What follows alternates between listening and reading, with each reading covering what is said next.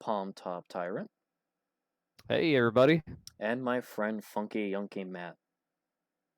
What's up?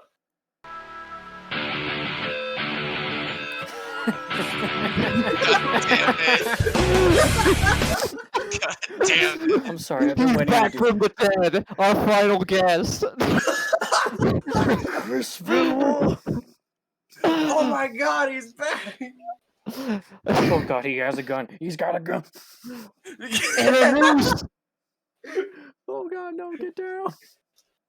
Oh, It's god. been 10 years! Vince, So Vince, no, long. put the body down. Vince, no, he's not a puppet. He's not a fuck. Being You married can't get him to give you any more money. Stop it. Bad I Vince, can bad, use him. bad Vince. It'll be such good shit. Think of the ratings. We all know that's what Vince would probably fucking do. It's such good shit. He's gonna puke. Oh god, Vinny Mac over the years has been a roller coaster of emotions. He's been Matt, something. what do you two think? Actually, what do all three of you think of Vince nowadays? Nowadays? Mentally insane. Nowadays, mm, I don't know, it's Mac, go kind of ahead. been a while since I've watched anything with him, but he seems a little fucking geriatric nowadays. Oh yeah, it's fucking it's- A. He seems very But it's cheated like- to me. It's also kind of cool how he's like, he's like fucking, he's well over 70, and yet he is still willing to take like a fucking frog splash from a fat guy in the middle of the ring. Give him one thing. Okay, He's always been dedicated. He's always been dedicated. He's 74. 74. Oh, dude, he's out there pumping like, what is it, 400 pounds too in the middle of 4 a.m. Just like, yo, Jericho, what do you want to work out? We're like, dude, what? It's 4 in the fucking morning. What are you talking about? Like, yeah, you know. Do you want to work out? But actually though, like I think his early stuff, like when he just had the reins handed to him, in, like early WWF, I think he did a good job of things. He Like did a great job, if you ask me. Golden, It's, like, oh god. it's weird watching like golden era Vince McMahon because it's not the Mr. McMahon character, it's just Vince.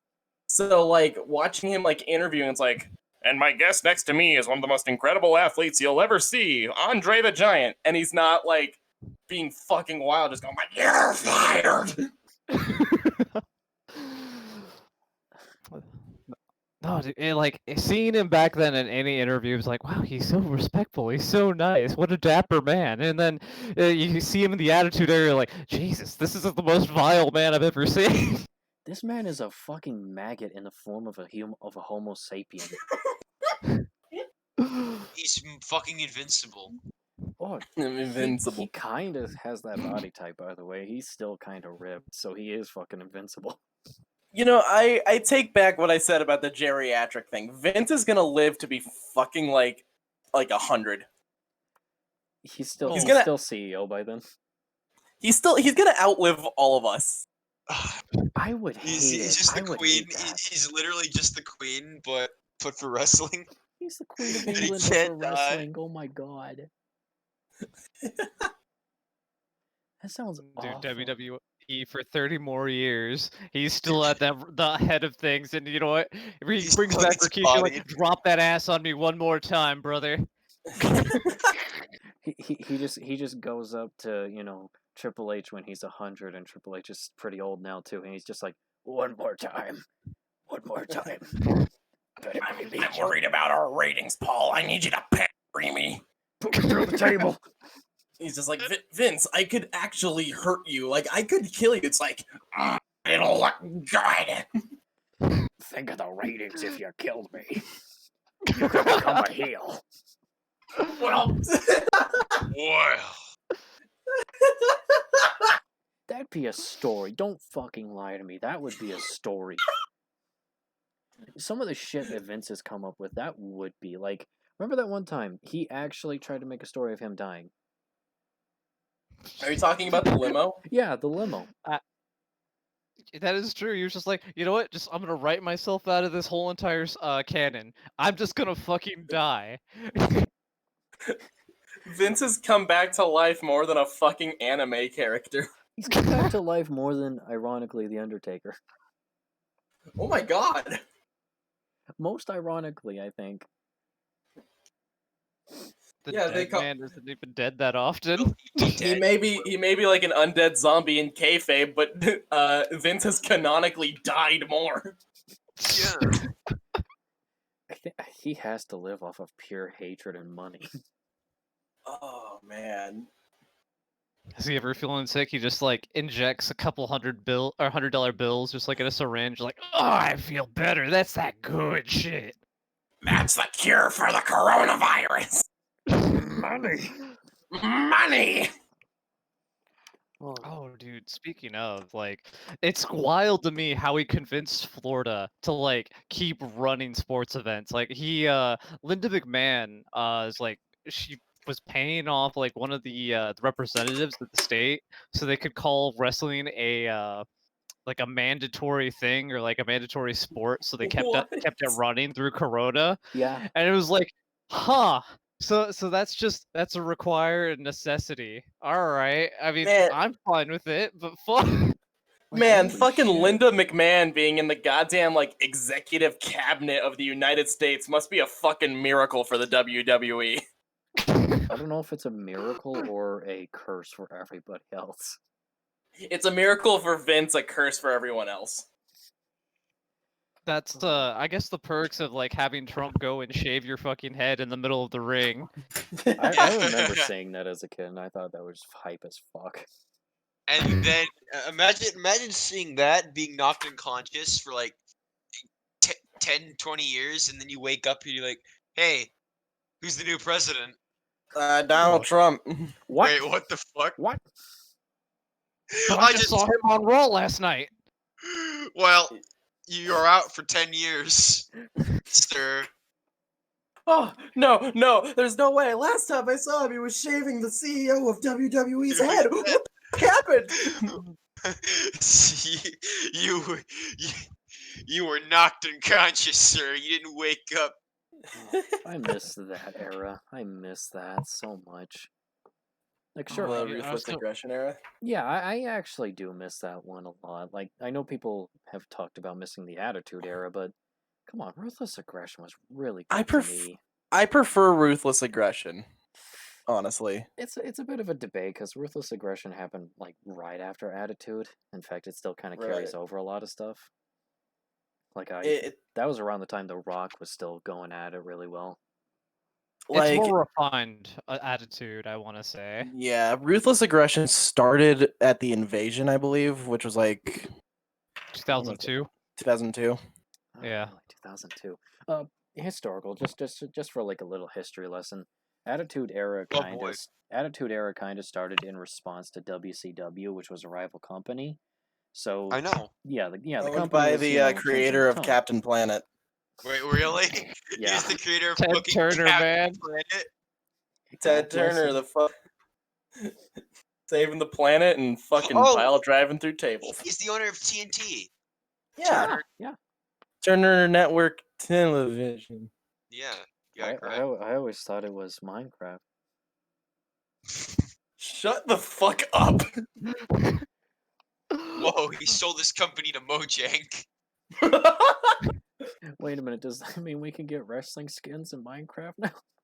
Dude, I would pay so much to watch the fucking MWF. Oh, dude. The Minecraft Wrestling. Twitter. Oh my god, he's about to pedigree that pig through the lava! No! Dude, knowing Oh my- Minecraft, knowing what is possible with Redstone, someone could recreate the beer truck, I bet. I don't know how, but I feel like someone could do that. Stone Cold with a beer barrel.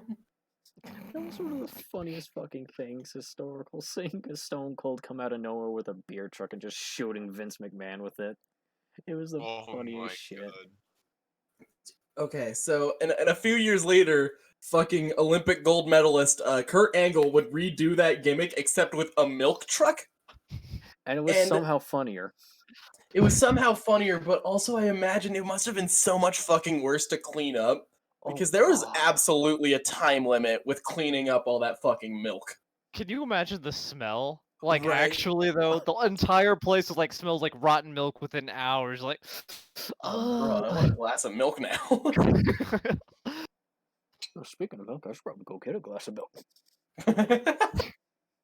get this boy some milk. Oh, dude, they did so many like little ads like that. I remember like Kurt Angle in particular, like he would always do like it's true, and they would like have the little mustache on like in between like what was the station it was on, like UPN, I think it was back then, something like that.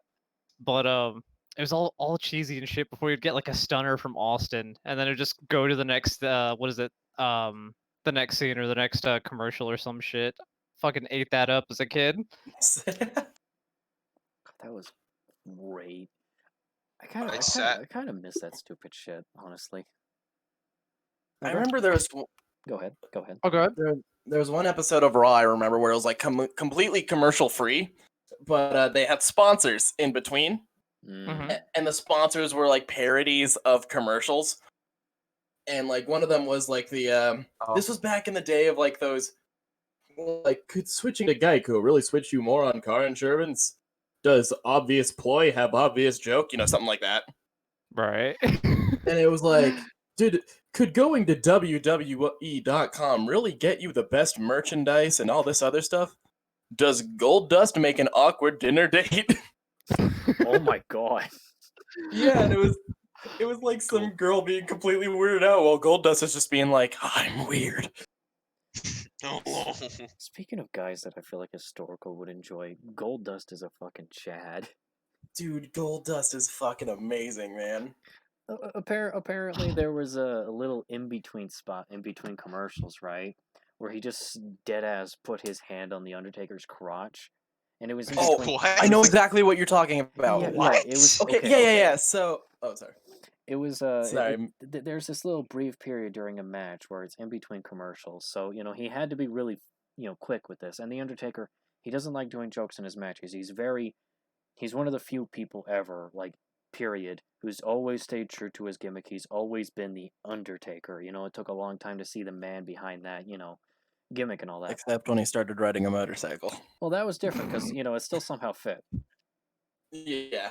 But anyway, he's very dedicated. So Goldust, taking this very brief opportunity, which he had permission for, started rubbing his hand on the Undertaker's crotch, making all these, wooing noises and all that. And he had to stop it at just the right time so the cameras wouldn't catch him. And then after the match was over, he immediately ran to the locker room and tried to hide because he knew Mark was going to kill him.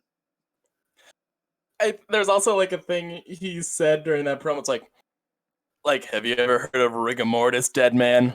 Oh. It's the stiffening of the muscles. And then he gets like fucking punched. Like, it's the stiffening of the muscles. God. That's such a Goldust thing to say. Holy shit. It's so fucking perfect, dude.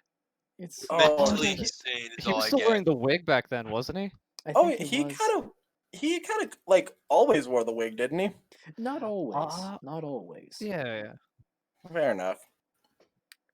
Because, like, I remember at one point he was even going to ask Vince if it was okay if he got implants, and Vince was like, all right, listen, you're going, it's a little too far, even for me. Yeah, little he much. was like, he asked Vince McMahon, it's like, Vince, I think for my character, this would be a good idea to get breast implants. Oh, Gold And, Dust, like- I don't know about that. Yeah, Vince McMahon's kind of motto was, I would never make my superstars do something that I wouldn't do. And so when like he asked that, he was just like, yeah, that's too far for me. Well, I feel like that's a very hypocritical and wrong statement considering what he's made wrestlers do. Just Well, I mean, think about Remember the Roddy Piper match with them, dude? He got ran down in a car. he nearly got run over and got fucking killed. Also, Roddy Piper got run over, like actually run over. In fact, I remember when Goldust was talking about this, he was just like, "I just fucking killed Cody. I just fucking killed him. Oh God. Oh my fucking God." He was sitting there saying that to himself, like, "Oh my God, I just killed him." God, that was a weird fucking match. It was WrestleMania 14. It was called the Hollywood Backlot Brawl. And like Roddy Piper and Goldust were just beating the shit out of each other in like a backlot in Hollywood. And then motherfucking Goldust gets in a gold Cadillac, hits him as previously stated, drives away. Roddy Piper gets into a fucking white Bronco and starts chasing him, and they used the goddamn footage from the O.J. Simpson chase. That's right. Really? And it was you look historical. There's a reason people hate it when people say oh, wrestling's fake. No shit. No shit. You think a fucking story where a man gets buried alive on TV is real? Real. Although I did think Kane actually buried Undertaker alive. I remember thinking that as a kid. I remember. Okay, so there's this one promo where like Kane gets up, walks to a podium in the middle of the ring for some reason, and he's talking about how like the Undertaker was put into a vegetative state. And first off, I didn't know what that meant as a kid. Second off, like I started like fucking freaking out. Like, what the fuck happened? Did the Undertaker die? And then like it took me like another 2 weeks to realize, oh, it's for the wrestling. Okay. Oh, it's for the wrestling.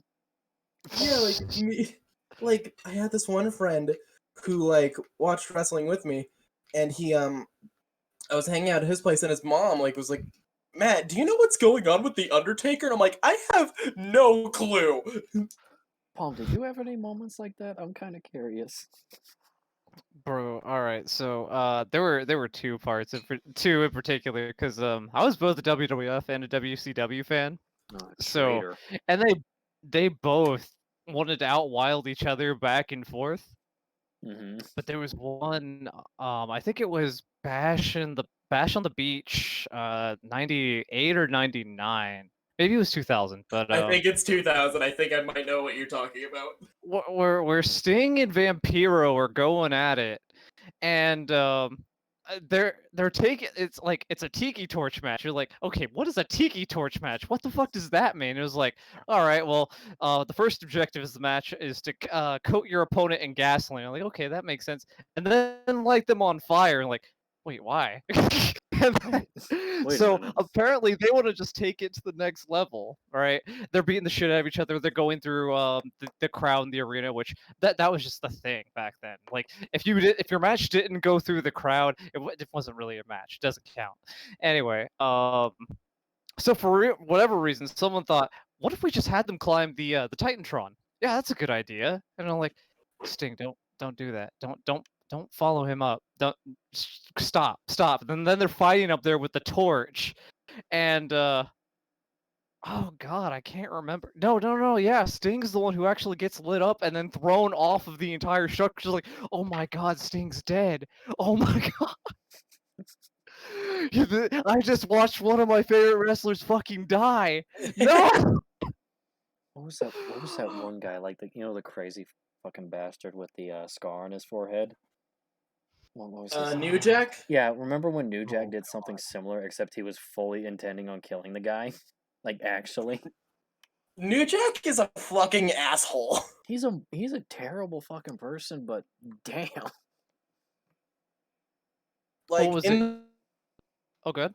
In the spectrum of like deathmatch wrestlers, there's New Jack on one end, who is a huge fucking asshole and like will like brutalize his opponents with the intention of killing them. And then you have Abdullah the Butcher, who is also just as intense, but one of the nicest fucking people you will ever meet. Speaking of those guys, it kind of reminds me of something a little darker and more on a serious note. Just like bad shit that happens inside and outside of the fucking ring that, either is planned or, is clearly fucking not planned and was not what they had intended at all. Like, I guess the best example ever is probably, Hart. You Owen know, Hart, right? yeah. And Do you that situation still messes with me. do you know about the Owen Hart situation, historical? No.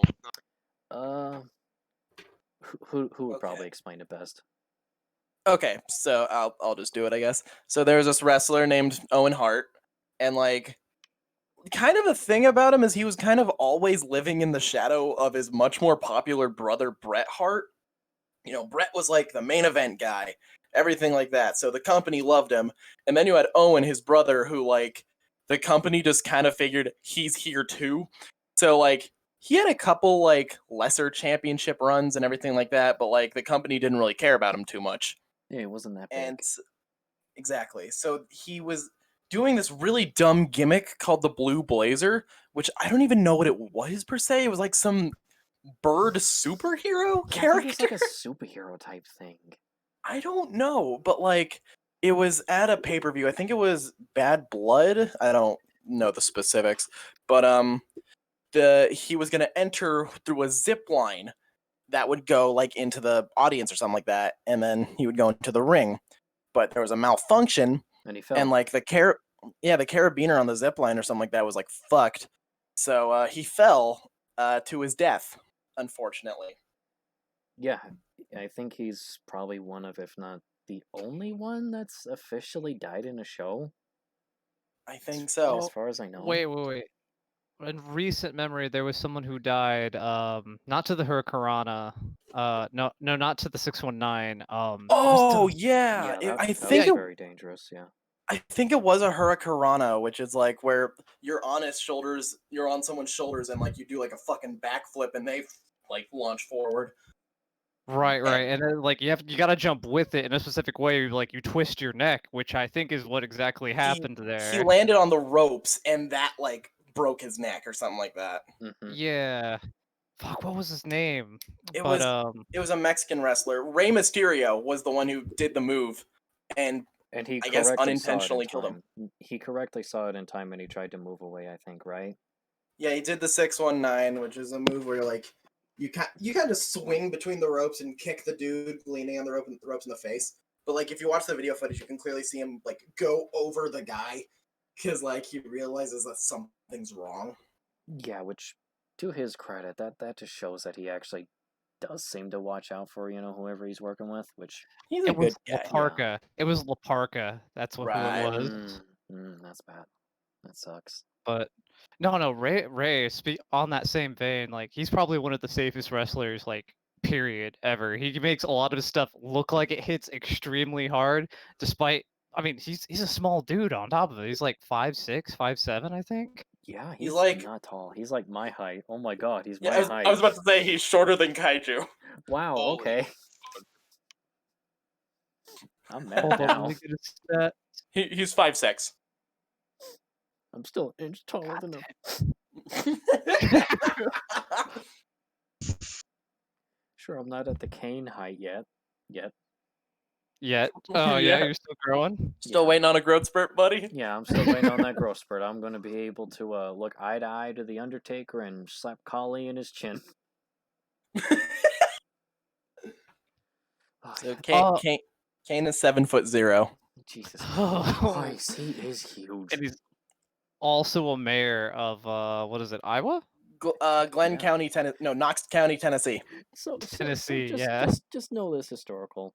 The guy who played a demon, basically a demonic human character, a guy whose face was apparently burned for a long time in kayfabe, a guy who buried his brother alive, a guy who, I think, sexually assaulted a body, right?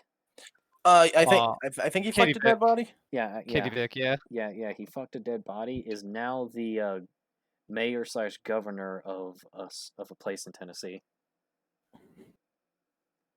I want you to know that. Actually, speaking of the virus, apparently he like did something with this bill that didn't mandate masks, which I am against.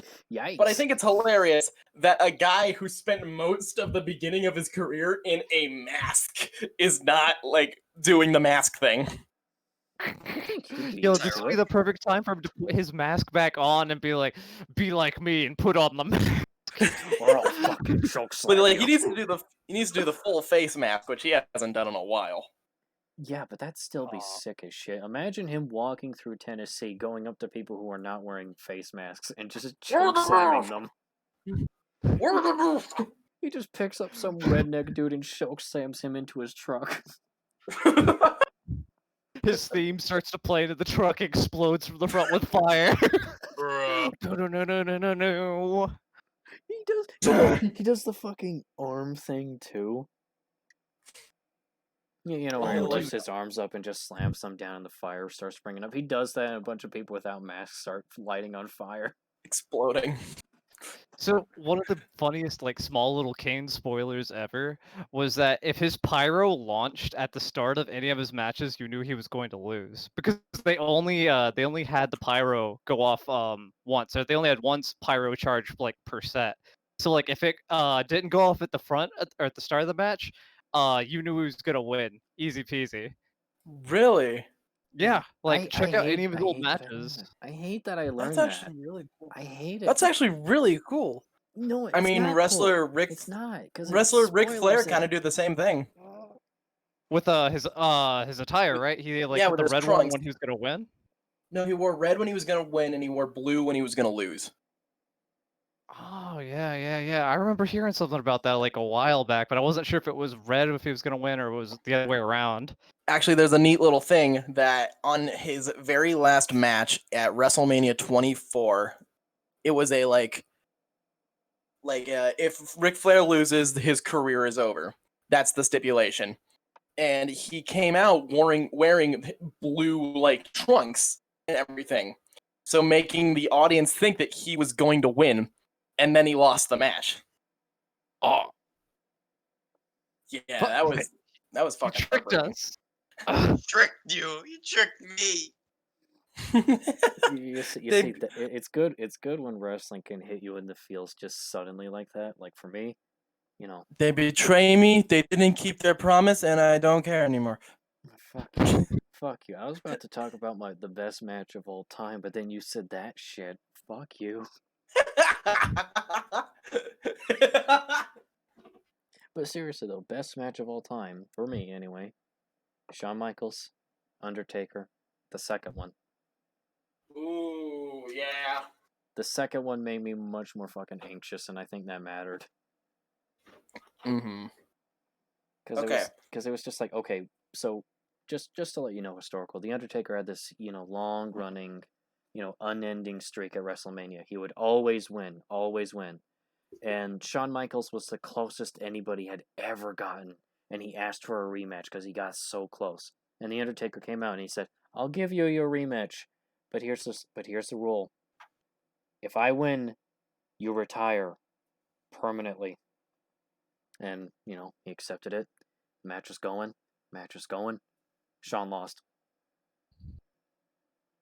And man, was it It was sad. a real sad way too. Cause like at the end he was like crawling up Undertaker's like waist, just like end it. Oh, God, that was really good though. That was really good. I know some people talk about the Triple H one too, but I don't remember it as much. The second Triple H match was really good. I didn't see that one actually. Like, it was a very fucking intense match. Like, which also Shawn Michaels was the guest referee because he has a thing with he's friends with Triple H. We'll probably get into that later.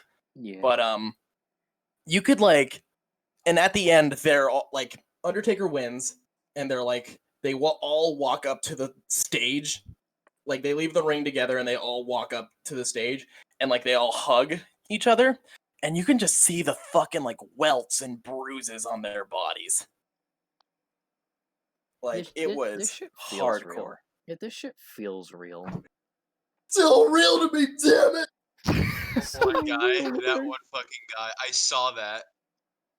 It's awesome. Like, It's fucking awesome. I know people like to go and like call it fake like left and right, but like 100% like it's not fake, it's predetermined. Like Yeah. the bumps are real. The impacts of the mat are real, and like stuff has gotten like better over the course of time. Like the mat's a lot softer than it used to be, but some wrestlers used to complain like it's like throwing a man down on concrete. Like the Like- body slams, the aerial stuff. That shit hurts. It's like wood on top of it's like wood and then some canvas on top. Thin And that canvas is very thin. Yeah, very thin. Also, BRB, I'm going to change my Tinder profile bio to wrestling is still real to me. I appreciate that. Speaking of real shit that's happened though, like the most gruesome thing that I think I've ever seen, and people have talked about it too, was when Jeff Hardy, or the Hardy brothers, and some other team that I can't remember right now, they were doing a ladder match. It was John Moore, it was Johnny Nitro, and Joey Mercury. Honestly, all I really have to say though, especially Matt knows this. All I really have to say is Hardy brothers ladder match, and that's already a little dangerous. But this match is really bad because they were doing this like seesaw type move where like one of the ladders was going to hit another guy in the face when he dropped down. But Oh god. it hit the guy in just the right way so that his nose kind of broke, and you just saw blood gushing all over his fucking face. And it was horrifying looking. It was intense. You can't even fake a bump like that. Like I'm sure the idea was like maybe he puts his arms up at the last minute or something. But no. like, nah, that of course that didn't happen. It just went right up to his nose. Oh god. Okay, so Kaiju, you said Shawn Michaels Undertaker. That's the best match ever, right? Best match to me. Best match to me. Do we kind of all agree on that in there? I know Palm has a good opinion. Okay. Because I think there's a difference between best and favorite. Right. So I kind of want to know what your guys' favorite matches are. Oh, okay. Yeah, because see that's a good distinction. That's actually a fantastic distinction. For best, I'm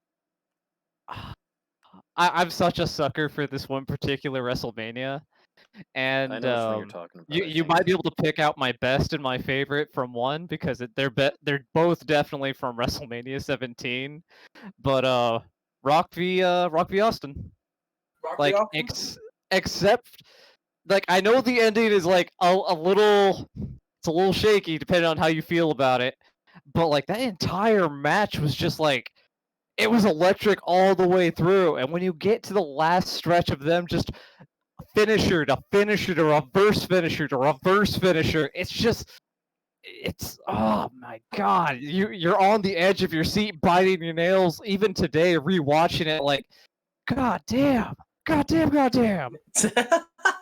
I think my favorite compared to my best would actually, still involving The Rock and Steve Austin, ironically. It was The Rock versus Mick Foley on Raw for the championship. Oh shit! And it was like, okay, so Rock is the heel, Mick Foley is the face, obviously. And you have, Vince McMahon's, buddies coming out, people who are aligned with, The Rock and all that. They're just beating the crap out of Mick Foley. They're interfering in the match. They're helping The Rock win. But then and on Mick Foley's though. So. Yeah, but then DX comes in and they start supporting Mick Foley and they're trying to help him out, get him through this match and all that. And then when the referee's knocked out or something like that, you hear Steve Austin's theme come in. And he just walks on into the ring. He hits the Rock. He hits the Rock in the head with a chair, and he just puts Mick Foley on top of him for the pin. And fun fact, that is the loudest. That when Steve Austin his music came on, it was the recorded loudest audience reaction in the history of the WWE, or I guess WWF. It was so fucking loud, you can hear it clipping the fucking microphones. Well, hold on. Bonus fact on top of that too. WCW on the night of when that was gonna happen, they spoiled the event happening, thinking that nobody would tune in, and they killed their own viewership. As that night is the largest in recorded history for most viewership across any channel, even today. What? It was 12 million viewers. What was? Again? It was okay. WCW had a Monday night show that was on the exact same time as WWE's. It was WWF Monday Night Raw and WCW Monday Nitro.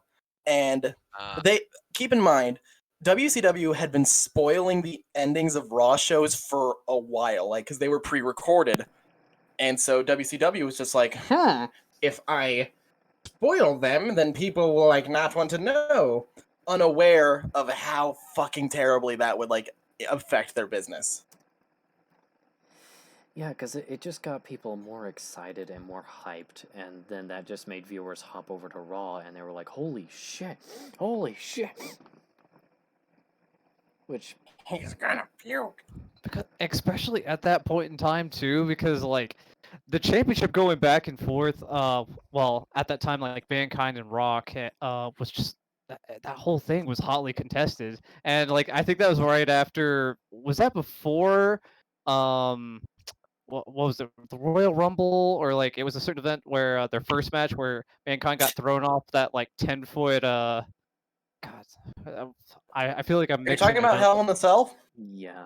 It wasn't That Hell was- in a Cell. It wasn't Hell in a Cell. It was the first match he had with Rock. Oh god, now I really have to think because he's gotten thrown off so many fucking things. I don't know if you're talking about the are you talking about the I Quit match? I think it was the I Quit match. Oh yeah, That was the one with that the- was after that Raw. That was after that Raw. That's That right. was That's after. right. so where there were all those chair shots, you mean? Oh yeah, so that event's infamous because The Rock like kept fucking hitting Mankind with a chair on the back of the head, which is kind of a taboo.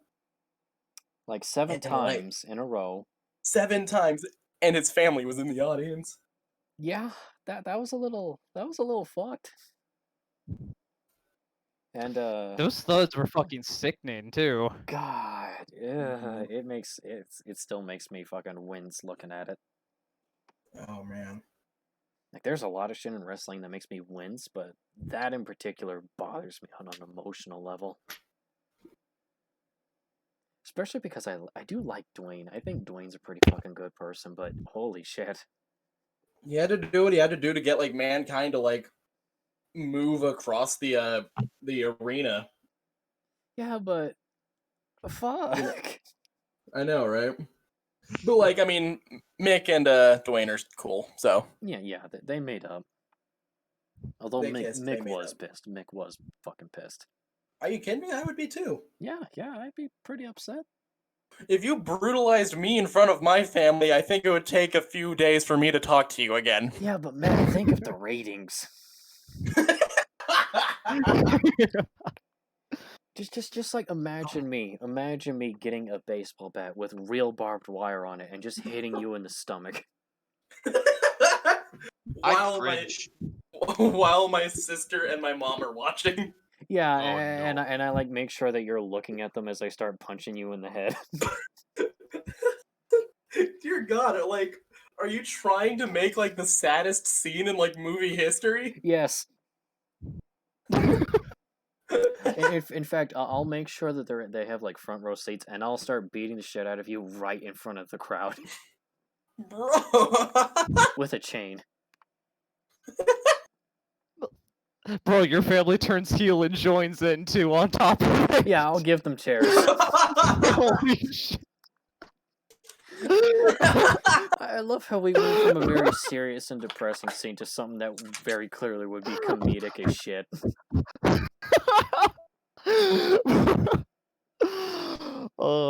Matt, what about you though? What about you? What do you think is like your best match you've ever seen? Oh, right. Okay, so best match for me is Michaels and Undertaker. That's like the best for me. Right. My favorite match though of all time is SummerSlam 2009, Jeff Hardy versus CM Punk.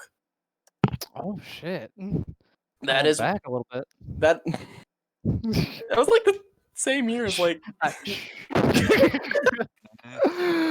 no, that's like my favorite match of all time, and I think it has something to do with like kind of where I was when I watched that match, because that's when I was still like somewhat new to wrestling, Yeah, Mhm. me too. and I had only played video games and stuff like that, but I rented the DVD from Netflix back when they did DVDs, and like that was the main event. So I was just watching it in my family room, being like, "Oh, this is freaking cool, wrestling, raw." And then there's a spot where CM Punk is laid out on a table, and Jeff grabs what has to be like a 15 or 20-foot ladder. It is a huge fucking ladder. And so he climbs all the way to the top, stands up, and does a fucking front flip onto CM Punk. And like, I was fucking mesmerized. No wonder you You like. know, No I wonder you kind like of Jeff. feel like I missed out on a lot of stuff for not watching this as a kid. I mean, Gonna be honest. why do you think we're trying to teach you? You're trying to teach me because you want me to get into this. Maybe. Hell Yeah, yeah, we maybe. do. Hell yeah, bro. My historian brain can't understand. It dates back to Greece. You can probably find something. Yeah, yeah. You can enjoy stuff from like Greece, and then you can work your way up to here. Yeah, but the Greek version was not this. It was It was very homoerotic. It was gay. yeah. Which, to be fair, Wrestling is still very homoerotic. somehow has still carried over. I mean, hey, at least now, at least from the ancient Greeks, they don't execute the women anymore if they watch them. Oh my god. We were How recording. do you We not were allowed to recording watch when a we were. match? I don't think we were recording Oh my when we were God, talking we about were- that, were we? No, we We weren't. weren't. We weren't. Sadly, we weren't. Yeah. We were? No, we weren't. Oh, we were. Aw. But Yeah. I was gonna say, historical. I know you've only had like a small like little portion of watching so far, but like out of what we've shown you and what you've watched with like me and Kai, what have you liked? What have you thought was like pretty notable? The Mexican one. Oh, That brutal fucking one that I still gotta show Matt. I still gotta show you that, Matt. Oh, what that is match this? so good. Describe it, gotta- Palm. Take the reins. So it's a Lucha Underground match, which by the way, no longer exists anymore. Aw. R.I.P. And it's one of the most brutal matches I've like ever seen. And it's a 3 pinfall. Well, it's a 2 out of 3 pinfalls match, but okay. it's a hardcore match at the same time too. So, and it's reminded me of the like Cactus Jack kind of like hardcore match. Like there's barbed wire, there's glass, Real there's glass. tables, and Oh fuck. there's a specific spot that like a couple of other of our friends were like watching in the same chat at the time, and you see this truck roll out the like this glass paneled like I think it wasn't quite a table, but it was like this entire bed of a truck that was just like all glass, and they're fighting up this area while one guy's like back is already bloodied from like having glass embedded into it, along with like having barbed wire dragged across it. Before you man. continue though, a piece of his back actually visibly came out, and they pointed it out on camera. Oh. Oh my god. It was pretty fucking gory. But continue. They're fighting up to the area where the band's playing, because they had a live band do a lot of the entrances for that whole pay-per-view. Oh, that's And cool. they're fighting. Yeah. One of the sickest things they do at pay-per-views, like plain and simple, whether it's like WWE or any other promotion. But anyway, they're up there, they're fighting, and then finally our main I guess I can call him our main protagonist grabs our poor victim, literally Sparta kicks him off this like 10-15 foot like alcove area through the glass, and you're like, okay, surely the match is now ended. You're like, well, that's not a fall yet. No, it's not over yet. So he gets him down, pulls him up, and drops him in the glass a couple more times, puts him onto a stretcher, throws him in the back of an ambulance, and that's just it. It ends like that, and you're like, holy shit, what did I just fucking watch? Oh my fucking god. I specifically remember thinking, "Oh my god, he's fucking dead. He has to be dead." By god, they broke him in half. As God is my witness, he is Witness. broken in half. For the love of mankind! Shut the fuck up, Michael. Michael! Oh, wait. Oh goddamn I Cole. hate. But by the way, historical. Just so you know, for future reference, I hate Michael Cole personally. Really? He's my least favorite commentator.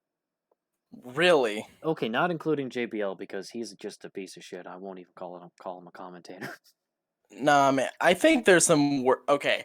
I know these are like indie guys, but there are some fucking shitty like wrestling federations that have way worse Those commentators. Those don't count. Those don't Those- count to me.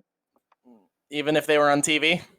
You know, being on TV doesn't say much because I saw high school football on TV. Fair enough. Yeah. They ran the ball. He has the ball. He scored it. The end. Oh, Hype. The match was Killshot versus Dante Fox at Hell of War Ultimate Lucha 3. Yeah, was anybody Okay. really a face or a heel at that point? I'm sure one of them didn't actually have a face by the end of it. So even if it counted, if he was a face, he didn't have one anymore. So he's not a face. Well, no. Here's the thing. It's lucha. It's lucha. So just put a mask on. You'll be fine. I don't know. I'm looking at this thumbnail. This other fucker doesn't seem to have a mask, so that's not very lucha. Not everybody has a mask in Lucha Underground or Lucha and Wrestle in general. That's not a good lucha thing. Well, that's 2 out of. I give that 1 Lucha out of 10. That's some bad lucha. Oh, have you guys ever watched the good lucha thing promo? No. No, Okay. what's up? So it's this I think it's NXT or WWE, I don't know what he is, but his name is Callisto, and he was like at a draft. He was like doing a WWE draft, and he was giving this promo, and you could tell he was so fucking nervous. I know which one you're talking about now. He kept like fucking stuttering the whole way through. He was looking And, around like- too, like nervously, darting his eyes. It was okay. I found the transcript on fucking Reddit. It's like, Callisto, the last time you went out alone, you became the U.S. champion. What can we expect from you? Well, hey, I'm here, and like I said before, I came here to shock the world. I'm ready to show my lucha art in outside the ring. Oh my But god, I just saw what you posted.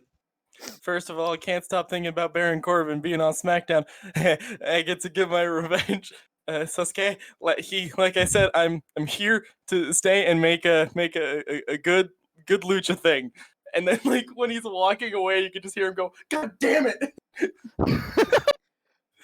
Oh, dude. Oh, go ahead. I love those moments in promos where it's just like, oh wow, that wasn't planned, that didn't go well. And I think the best example is we're in the goal, sucker. Hulk Hogan, we're coming for you.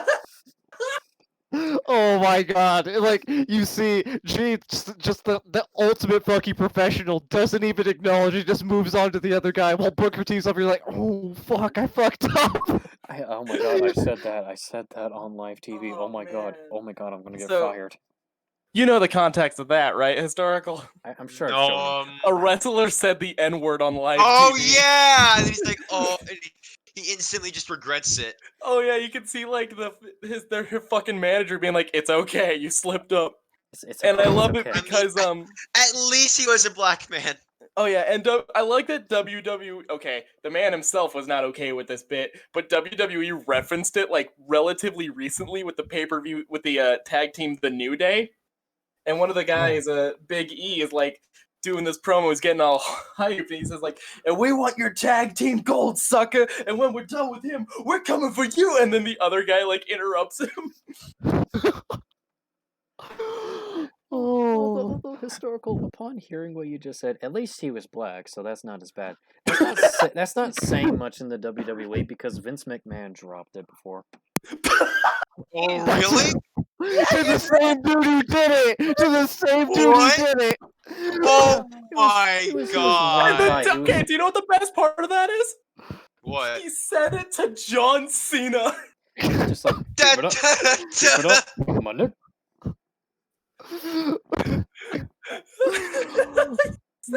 Even Cena was looking at him like, huh? Then Booker T and his king gimmick at the time with his wife was just like, what the? Tell Just me cut. he did not just say that. Oh my god. Yeah, God. it's not saying much that a black guy said it. I'm just letting you know. Man, there's just been some colossally bad promos for people sometimes. Like, You, oh, I posted this one.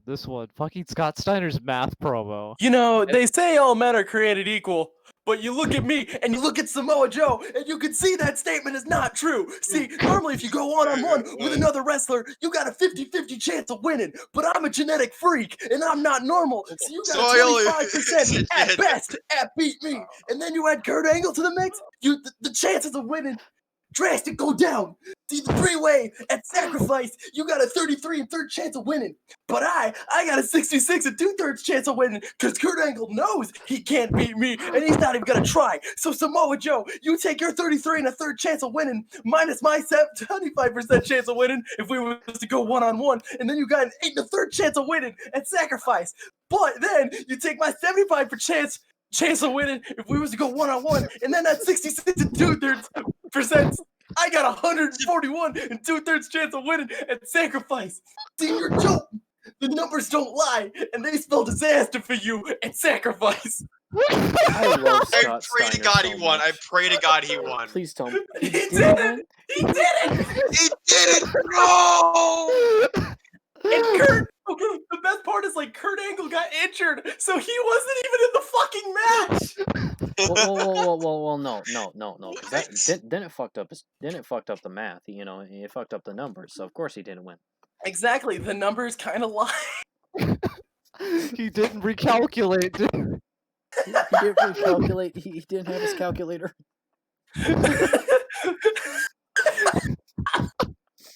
Oh my Scott god! so much. Historical, I beg you, I implore you, just look up anything about Scott Steiner and you will see the funniest fucking shit you'll ever see. Oh man. He is Dude, that guy's a walking meme. he's I swear he has to be aware of how much of a joke he is, but he isn't at the same time. He is both the most and least self-aware man in the history of wrestling. It's great. It's great. Although, speaking of things that are self-aware, well, no. Actually, stuff that's not self-aware at all, if I'm being fair with you. New belts. Oh, belts. Yeah, remember that long period of time where the belts, where they clearly thought that the belts were going to be well received by everybody, and they were completely not aware of how bad it really was. I don't like the current gen like WWE belts, even though I have a fucking toy of one. No, dude, you wear that shit proudly. Don't lie. But I mean, I do. But granted, you're the one who bought this fucker. Well, no. Here's the thing: whenever we play a wrestling game, whoever wins, whoever wins, Whoever the wins keeps the belt. yeah, that's the rule. It's ours. And I've won every time because I still have it. Well, I had it for a while. You had it for a while, but this thing has been firmly in my grasp for a long time. Dude, maybe I hear a challenge brewing. Oh, There's a challenge brewing. well, maybe if we was to go one-on-one. Well, you know what? Bring your fucking gaming console. We'll play on your fucking game for once. I'll win the Uwu championship. I will fucking go over there and we will live stream this shit. I mean, shit, we could. We actually could. Fuck yeah, bro. I don't know how we would do the mics, but we could. Actually, no. Yeah. Actually, no. All we have to do in reality, I think, is just make sure that both of our controllers are in, both bring a mic, and go with that. That might work.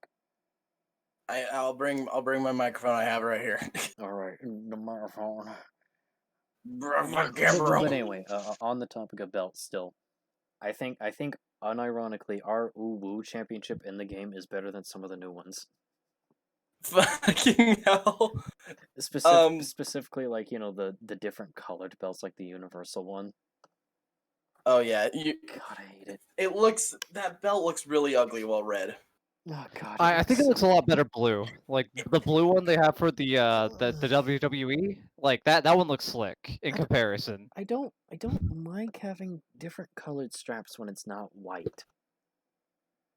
You know? Oh, so it's a problem if it's not white, Kaiju? Hey, it's not white, it's the problem. Most belts are black, so, you know, you can't get me there. White is the minority. Are you stereotyping black belts? Yes. Jeez, Are you a Kai. racist guy against belts? I'm just saying, black belt shouldn't vote. Oh my god. All right, Kai. I'm with you though. I think white belts look fucking slick. Dude, And Intercontinental Championship is still one of my favorite fucking designs ever. Partially that's a due to the spicy white. one. Honestly, I prefer the Attitude Era Intercontinental belt. It looks okay. That I don't know why, but that's just kind of one of my favorite championship belts. I'll post a picture. But I don't know, I just super like this one. And maybe that's just because Jeff Hardy looked cool with it, and he was my favorite. But I just love how this thing looks. I mean, the new one doesn't look bad either. It's just Oh, new one looks Yeah, I just miss the white. I feel like it. Also, fits I think better. Jeff Hardy just won this. Ironic. They're finally giving him some love, like honestly. But I'm with you on the old design of the Intercontinental, because like I don't know, it's real simple and it's not like it doesn't accentuate the big W like it does on like the big championships, and like I don't know, it's just a nice design. It's low key, but it's still like a respectful belt, you know? Yeah. I miss the heavyweight championship. Oh, the big gold belt? Yeah, I miss that fucking hunk of metal. That fucker looks good. Yeah, but they got rid of it. Why? R.I.P. Because the big belts, the big W belts, it's all marketing, dude. Like Yeah, it's but literally people- it's recognizability for toys and all that, which sucks because the old belts look so good. Like I told you before, Kai, I loved my Golden Eagles back in the day, but never again. Yeah, but Which you could do it better though. That's just what I'm thinking. You know. which WWE championship, like I guess classic looking one, do you like more? Do you like the winged eagle from the 80s, or do you or like the giant cookie from the Attitude Era? You know what? I'll fucking say it. I like the spinner. 80s. You like the spinner? Yeah, You like the spinner. I like the spinner. I know a You know lot of what? people don't. I know a lot of people don't, but that was one of the things that I grew up on, so I can't help but like it. I'm just like providing context in the fucking chat for historical. Yeah, just showing them what they look like. Also, Listen, I am a go on. Go on. I am going to try and figure out what the fuck everything is, because I Learn am the lore. clueless on most of this stuff. Learn the I'm lore. gonna find out more. The deep and interesting lore. You know, So okay, the trick on that belt with the spinner is like that W. It literally spins around, and Spun around in a circle. let me say, Kai, I will say one of the most iconic pictures and like, at least current wrestling, is CM Punk holding that belt up, smug as fuck on his last night employed. Smug as shit. Yeah. So I'll give you credit on that. It's not as bad as people give it shit for. CM lot of Punk is people the give a smug shit. anime girl. If someone, See- I'm going to look this up right now, and if I find fucking anime girl CM Punk, I'll put them on screen, like on the podcast. Holy shit. CM Punk Chan. Punk Chan? Damn it! I couldn't find it. Is I there- couldn't find it. Damn it! No! Punk Coon. Oh god, Punk Coon. Punk. Dude, anime CM Punk, please. I didn't I find I that. found- I didn't find that, but I found fucking John Cena Coon. I found some DeviantArt shit. Oh, that is some DeviantArt shit. Like down to like the shitty lines. Oh. Oh my god, what the fuck is this? What the fuck is this? Can you please put this on screen? Please. Okay. I might put this on screen. I'm not putting that on screen. I am. Put going, it on screen! No. I want to protect my viewers' eyes from this. Do it! She looks like a fucking No, Muppet! no, we are not showing that Muppet Show thing. it! No. We are Show we are it! trying to improve the reputation of female wrestlers. We are not doing this. Show it! No. like a fucking Muppet. We've been making so much progress, Matthew. Please, no. Look at the fucking banner. Do you think we're taking this shit seriously? I am. Besides, I still don't know if the others have found him yet. Oh. I know Matt has, but I don't know if the others have. And that makes me laugh. I was there, man. I was there for Put the that up podcast. now. Put that up now. Put what Palm just posted. What That's did even Palm better. post? What did Palm post? No. I'm putting that on there.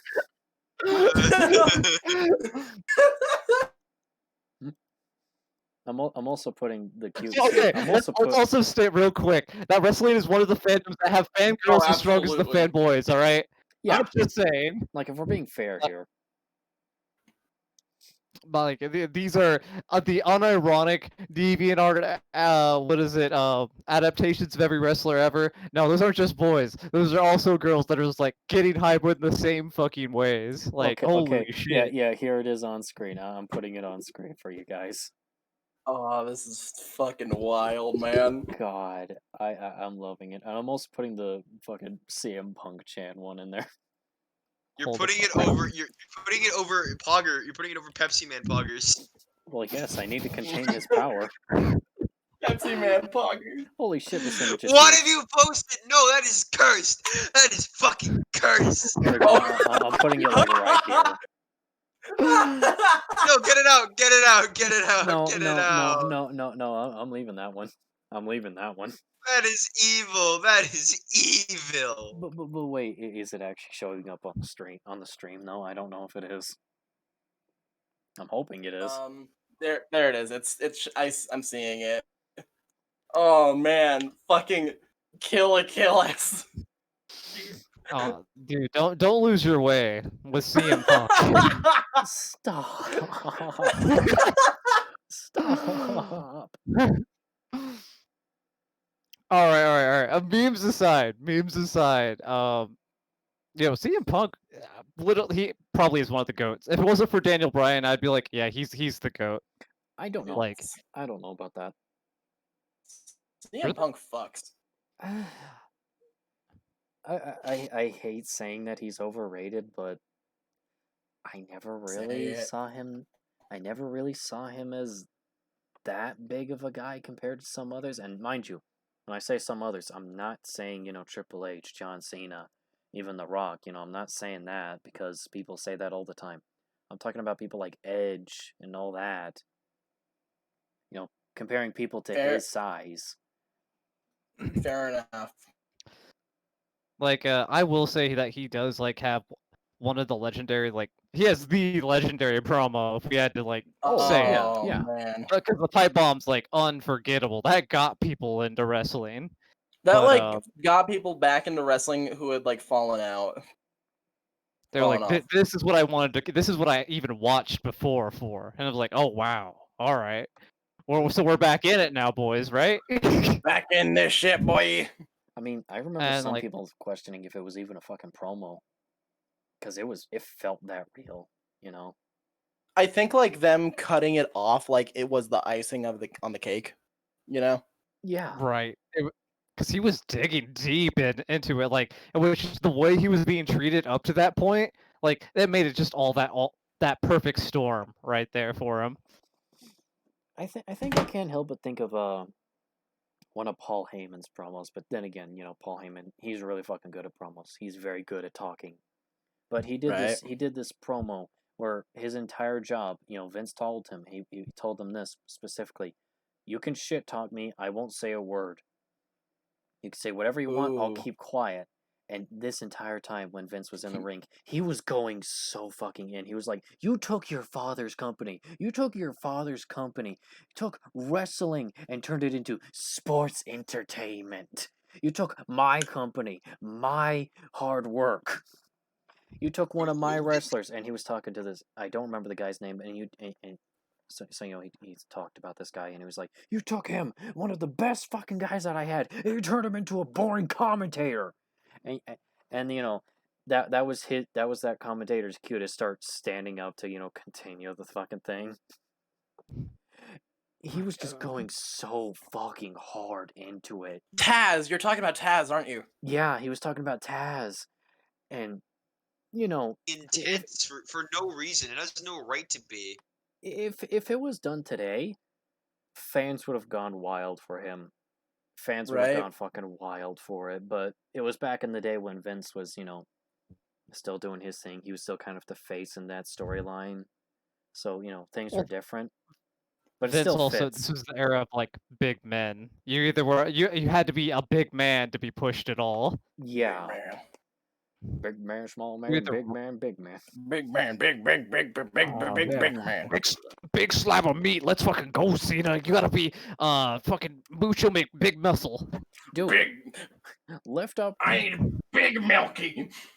the fact that, I know people talk shit about Cena, but like one of my favorite moments in wrestling was when he picked up the Big Show and Edge. And Edge.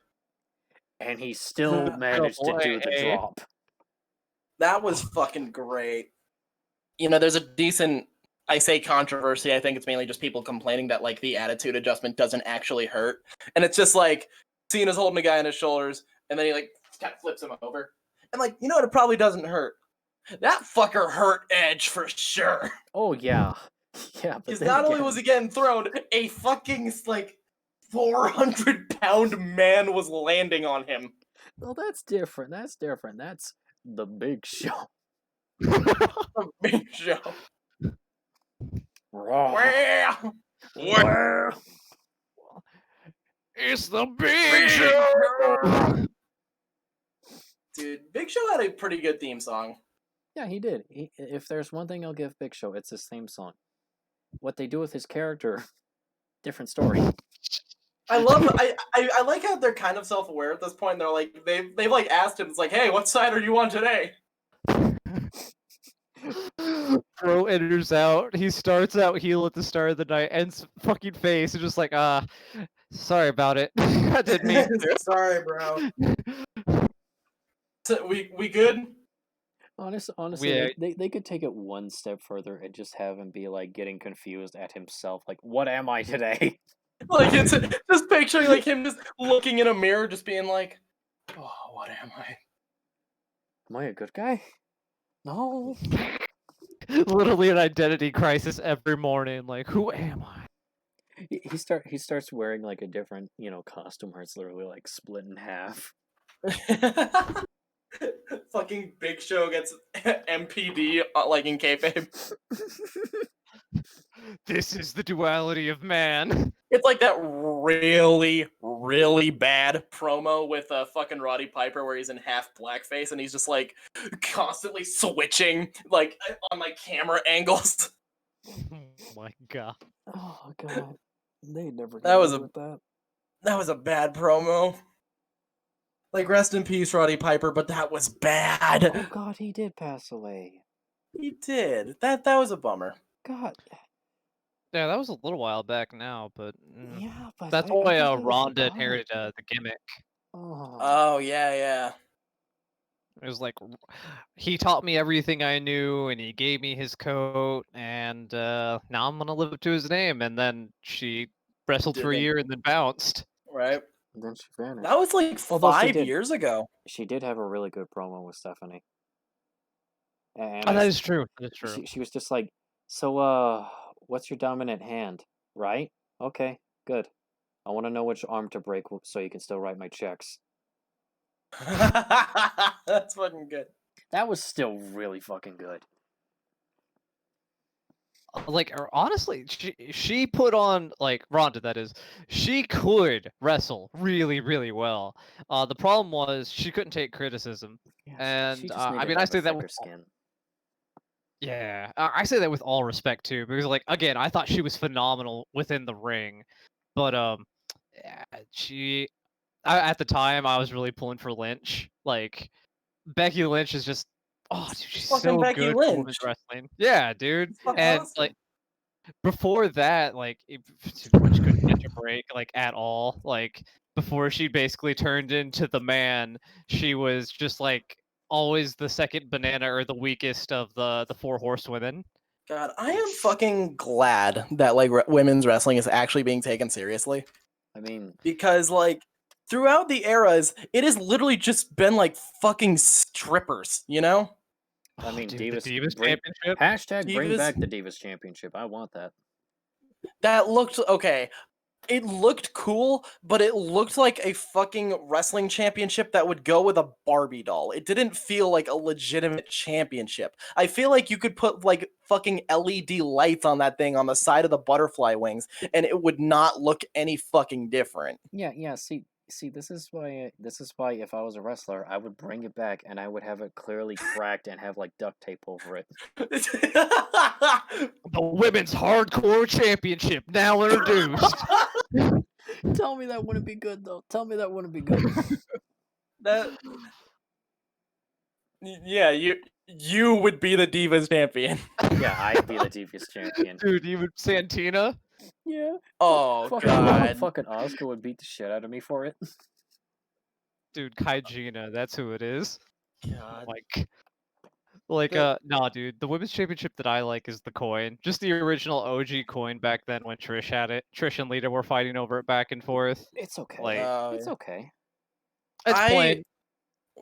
Good to know we're talking about belts again. But you know what like was a good okay, I'm not even gonna say it. You know what belt looked like absolute shit? Fucking the classic women's championship when Moolah had a iron grip on it because she put her fucking picture in the center of it. Ugh, Oh, God, I God. fucking hate Moolah. What a Moolah- piece of shit. Rot in hell. Like, I will say, like, without talking about too much of the bad past about her, she at least took the bumps that she probably deserved to take. I'm looking at you, Dudley boys. Like, I remember one in No, particular where was she that gets... Moolah or Mae Young? Mae Young took the intense bumps. Oh no, it was Mae Young. I take it back. Yeah. Oh wait. Yeah, that was Mae Young, wasn't it? I take it Yeah, back. there was like I think it was No Mercy. There was a match like in the 90s, where like this one, I think her name was Ivory. This one fucking women's wrestler was all like, "You're just fucking living in the past, and like this is the future now." So they had a wrestle like a match there, and Mae Young was in her corner, and like the fucking bumps she took, like falling off the ring onto her back, like, god damn. Goddamn. You gotta Goddamn. You gotta respect what they put in.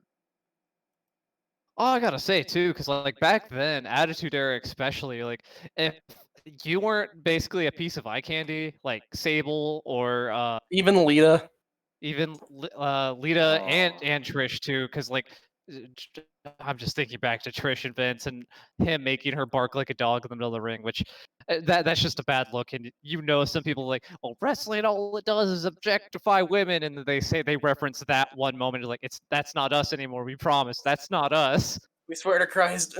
Please, no. Please look at Asuka right now with the strap on her waist and be like, we've changed. We fucking changed. She doesn't even love speak Asuka, English. bro. She doesn't even speak English. Yeah, she's fucking entertaining as hell. She just lost it? She did? Did she just lose it? No, I'm asking. I thought you said she lost it. No. I'm saying no. I'm saying that she doesn't speak English, but she's still fucking entertaining as hell. Oh, right. Yeah, like just an she's achievement speaking on its own. all of her native tongue, and she makes a lot of content. Like she has her own YouTube channel and everything. I kind of love her YouTube channel. It's like super like relaxing, honestly. Dude, Asuka VTuber. Asuka. Oh shit, Just dude. like a fucking 3D animated Asuka in the corner of the screen. Oh no. I would watch that. I Oh. would. No question. Would you watch it? Yes. No question behind it. Besides, Bro, it's here's my $100 donation. Please carry that championship with you into your VTuber career. the only VTuber to be a champion. Use that as the tagline.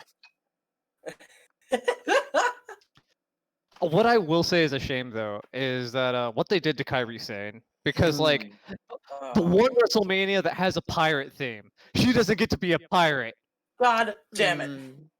It literally just a crime. It should be a crime. Vince, what? Did you not see any of her NXT run? No, I guess only Triple H was paying attention, huh? Like, Well, oh are my you god. are you really telling me that Vince pays attention to NXT? Just it would have been so perfect. She opens up the chest. There could have been the strap inside like she did in NXT. Oh my god, it kills me, dude. And because Kairi Sane's legitimately good, and I'm pretty sure she's on the way out if she hasn't already She quit. left. She left. Wait, she Yeah. didn't leave? Because like the last big thing that happened to her was she got injured because of Nia Jax. Again, Of Nia, course, I can't stop fucking hurting Nia people. Jax. My god, like I'm not sorry for what I'm about to say. Nia Jax has hurt more people than New Jack. Chris my Benoit. god. Almost. Right? New Jack probably would be the first one to come to mind, but like literally anyone in like the past 10 years. Like someone did the math and they were like out of every like 8 matches Nia Jax has, I think it was even less than that, she ends up injuring somebody. And She they is compared Oh good. She's not a safe worker. She's not. No, not at all. She is like one of the most dangerous fucking wrestlers right now, which I guess is a decent timeline, like decent gimmick back in the 90s, but this is like, not that fun. Dude, remember that big fat guy who fucking broke Diesel's back? Mabel? Yeah, remember Mabel? Oh, wait. He had like a few of them. There was Mabel, there was Viscera, and fucking Big Daddy V. I'm remembering Mabel when he just slammed his fucking body weight onto I think Diesel's back. I think He that's just literally clapped his thighs and dropped. yeah, that's what Nia Jax reminds me of. That fucking careless. The thing is too, like if you're the bigger wrestler, you have a bigger responsibility to the smaller wrestler to take care of them. But like the Kairi Sane one in particular, he just chunks her at the steel stairs. And normally, it's like that's a gimmick that everyone does, right? Like, you have your hands out, you slap the side of it, it makes a big sound, and everyone's like, "By God, they just threw him into solid steel stairs!" And then she actually does throw them. Yep. And you leave a nice huge gash on the side of someone's face and actually crack them open. And that's not including every other incident that's happened with Nia Jax. Looking at you hitting Becky Lynch and actually breaking her nose and taking her out of a triple threat. Thanks. Appreciate that. Wow, fucking in-sync groan there. Funnily enough, we were talking about like the most real shit that's happened in wrestling. There's a difference between real, stuff happening, like real injuries, real pain, and all that. There's a difference between that and just being an unsafe worker. Unsafe worker. Yeah. Yeah. Like, CM Punk talked about Ryback that a lot. shit doesn't. Some of that shit doesn't sound safe sometime, even if it's for. It's on the other wrestler's responsibility because when you go into the ring with someone, it's your job to make sure that both of you come out of there, not only having a good, entertaining match, but being able to have another one the next day. Right. Mm-hmm.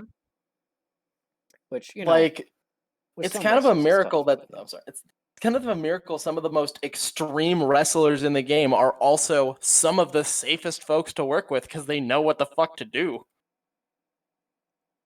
On that same vein, like you talk about Daniel Bryan, you could talk about Bret Hart, you could talk about Undertaker. Yeah. Like these guys are all professionals that'll they'll pull some of the best matches out of you while still like making sure it's all safe. Yeah, you'll still be alive after it. You can still have a career. Braun Strowman, another great example of like a big man that makes sure his little is. Oh god, it's weird to put it like that, but his co-wrestler. A big man taking care of his little boy. Big man taking care of his little, making sure they're nice and safe and cozy. Dude, I have been in the same building with Braun Strowman, and I had no idea that man was that fucking huge. I knew he was big, but Jesus Christ, that man is a walking skyscraper. What's he like? 6'8", 6'9"? He looks think? at Matthew and he's just like, I'm not finished with you, and he throws a table at you. Like, just he sees me in the fucking stairs. He's just like, you. You posted I- an unfunny. You posted cringe. You are going to lose subscribers. Are going to lose your health. He starts chasing you through the building. I've been to 2 wrestling events. Both of them were like WWE house shows. Really? Lucky. The first one was in Washington. I went with my best friend who got me into wrestling. It was 6th grade, and we got to like fucking dip out of school, go to Spokane, and Sick. fucking Sick. and fucking see a wrestling show, and I saw CM Punk's ass. Wait. Which of the 2 CM Punks That's on the screen? story. Which of the 2 CM Punks on screen? The cute Straight anime, Edge Society Punk, or the cute anime girl one, or the real one? it was gray shirt era best in the world Punk. Oh, No, it was the main event was a steel cage match versus Big Show and CM Punk. And first off, since it was a house show, like they had an intermission so they could set the cage up. what was the But intermission? What was the intermission about? it was just like the main event is a steel cage match. So like take a few minutes and like we'll be right back. And so that's when everyone flooded back to the merch stand, which like I kind of regret not flooding back to the merch stand Mhm. so I could get like a fucking Zack Ryder headband because that's what I wanted. Dude, you could have just like run to that stand on all fours and just like.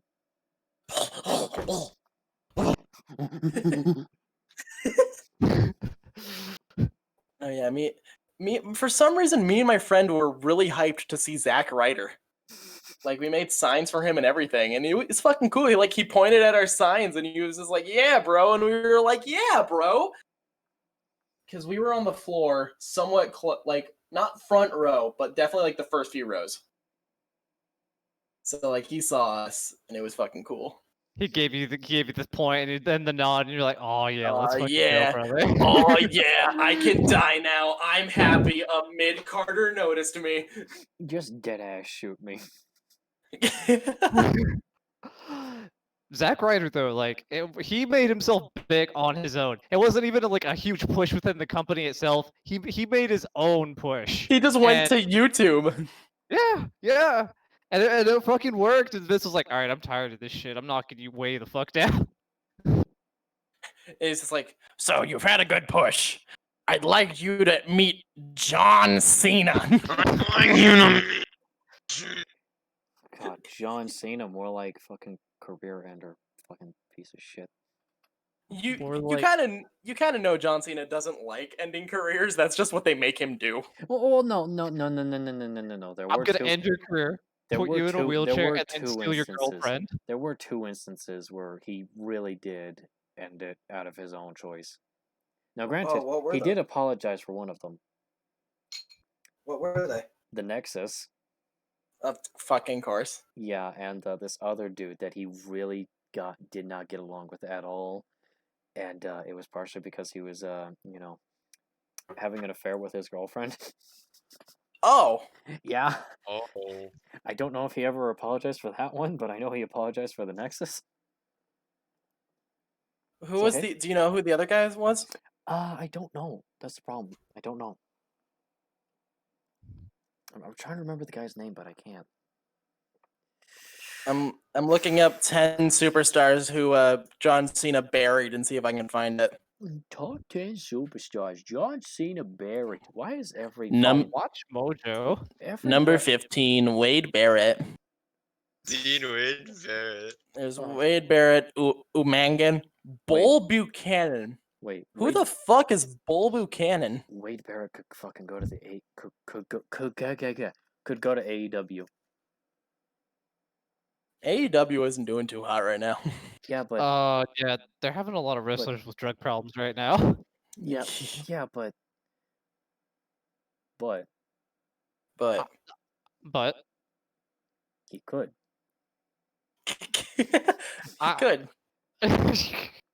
See, the problem is, like, dude, I like AEW. Well, okay, it's not that I like AEW; it's that I like Jericho and John Moxley, Yeah. and that's the like.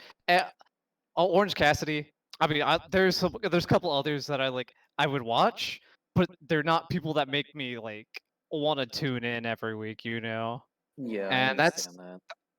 that's kind of why I've kind of almost like been in a little bit of a break right now, because like WWE is just getting real wacky with their pay-per-views and stuff. Like they're going with the cinematic angle for a lot of their finales because, you know, Corone's going, or the big Corone's going around, Big and it's like, Corones. yeah, The greatest wrestler of all time, Corona. You know, I will say, speaking of WWE and being cinematic, nothing will ever recreate the moment that I told Kaiju about the fucking eye for an eye match. Oh my god! I All still right, all hate right. So that. I you still hate told him, that. you didn't show him. You told him. I tried to show him, like, because I tried to fucking show him, but I couldn't find any footage on YouTube. But I showed him pictures and whatnot, and he seemed pretty down about it. Yeah, I'm still pretty down about it. Thanks for reminding me. I ruined my mood. I ruined your barbecue. Yeah. John, this is a barbecue. Wrestler has to pull the opponent's eye out. No biggie, everybody. Welcome to Extreme Rules. Woo! Fun for the whole family. For the Yeah! entire family. It's so, Like- so much easier to think of wrestling as anime. Wrestling is just live action shown in anime. Yeah, that's all it is. That's all it is. It just doesn't have a concrete ending. It's real time story ending. Yeah, like Real-time usually story. when an arc ends, it leads into another, so it never really ends. Right. Now there are a Like- couple of concrete endings. Oh Jesus Christ! Oh God! Screams of the Ah. damned. I'm sorry. I was scrolling through YouTube and I found a short video that just said Ryan McGee just threw up. Oh my gosh. So I think it's just Ryan throwing up at a super mega event. Mm, All right. I know it's been a while since we went back to the topic, but we'll do it just to do it. Who's your favorite female tag team, Kaiju? That's actually kind of tough. Like all time, if it makes it easier. I don't know if that does either, because I don't know if I've really had any particular. I guess like an easy one I could say is the one that Asuka's been in. Asuka and Kyrie. Yeah, like that. Mm. That's an easy one, but that's more of out of default because I like them both. Fair enough. I've never really had a tag team though, from the women's side anyway, that has really screamed out to me. You know? I gotcha. Yeah, just personal preference, I guess. For me personally, I dig the Iconics just because like they don't take themselves seriously and they're just over the top stupid. Like Hell yeah. their whole entire their accents back and forth with one another are just like, oh my god, their chemistry's so fucking good. And they're like the future is iconic, and they're like, oh my god, you're so fucking dumb. I love it. Like they're just the right kind of playful evil that like plays right into like it's cheesy wrestling, but that's why I dig it. That's exactly outfits. why I dig it. I want to get more into it, which is why I came here to hear about it. And all you've heard is just us just going on pointless tangents. Yes. I mean, you'll get used to shit like this. Trust me. Yeah, but it's some of the things it's I like don't it's get. I'm like like, a drug. I hate saying it, but maybe this will help you understand it a bit better. It's like JoJo. oh, Does that Okay, help? I need Does it. that help? Does that help? yes. Yeah, I was figuring that would help you like click better. Like, oh, don't think of it like a plot. Think of it like JoJo. They'll infinitely make it easier. Yeah, I'm gonna do the most unprofessional thing in the world. I'm gonna go to the bathroom super quick. Oh wow, my God. unprofessional. Vince. I had Vince, 2 bottles of water. I'm Vince, sorry. Vince, fire him, Vince. Fire him! Fire him now! You're fired. So what's your favorite tag team? Sorry. Well, I mentioned it before. The favorite tag team, just like in general, or like female Period. tag team. Period, I would say. Oh, dude, the Hardy Boys, 100%. Like, Mm. I would not like Edge and Christian are up there, definitely up there. No, Dudley Boys too. Dudley Boys too. Oh my gosh. I feel like Edge and Christian kind of edge it out for me simply because I like the two of them more. But it is very close. It's like I said, an edge. Wait, an edge. And they edge it out.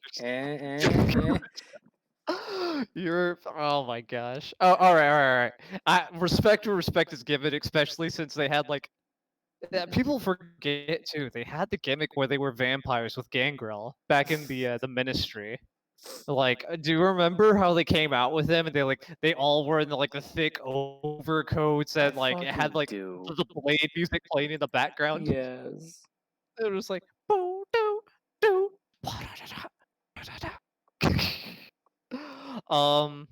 Evolution. Even though they were more of a faction than like a straight tag team. Like they were pretty good. And like that was even when I was like signed out of wrestling. Like I was like, okay, I'm gonna take a break. I'll be back in like a decade. Yeah, Evolution is And still pretty good though. But then again, those two are pretty good already. So. fucking A. Wait. You want to know? You want to know really fucking a tag team that'll either bring you back or bring back bad memories. Okay. Crime Time. Brooklyn. Brooklyn. Remember that one fucking time when Lita was like fucking quitting and all that? They just dead ass sold her panties on the fucking show. What? Bruh. Yeah, You remember- shitting? Yeah, that was Remember that when was a Prime bad Time? time. Are you actually shitting me? No, I remember that, and a commentator I think bought it. Huh? Yeah, She still had her lisp, I think, at the time too, right? yeah. God, I don't know how to feel about Crime Time.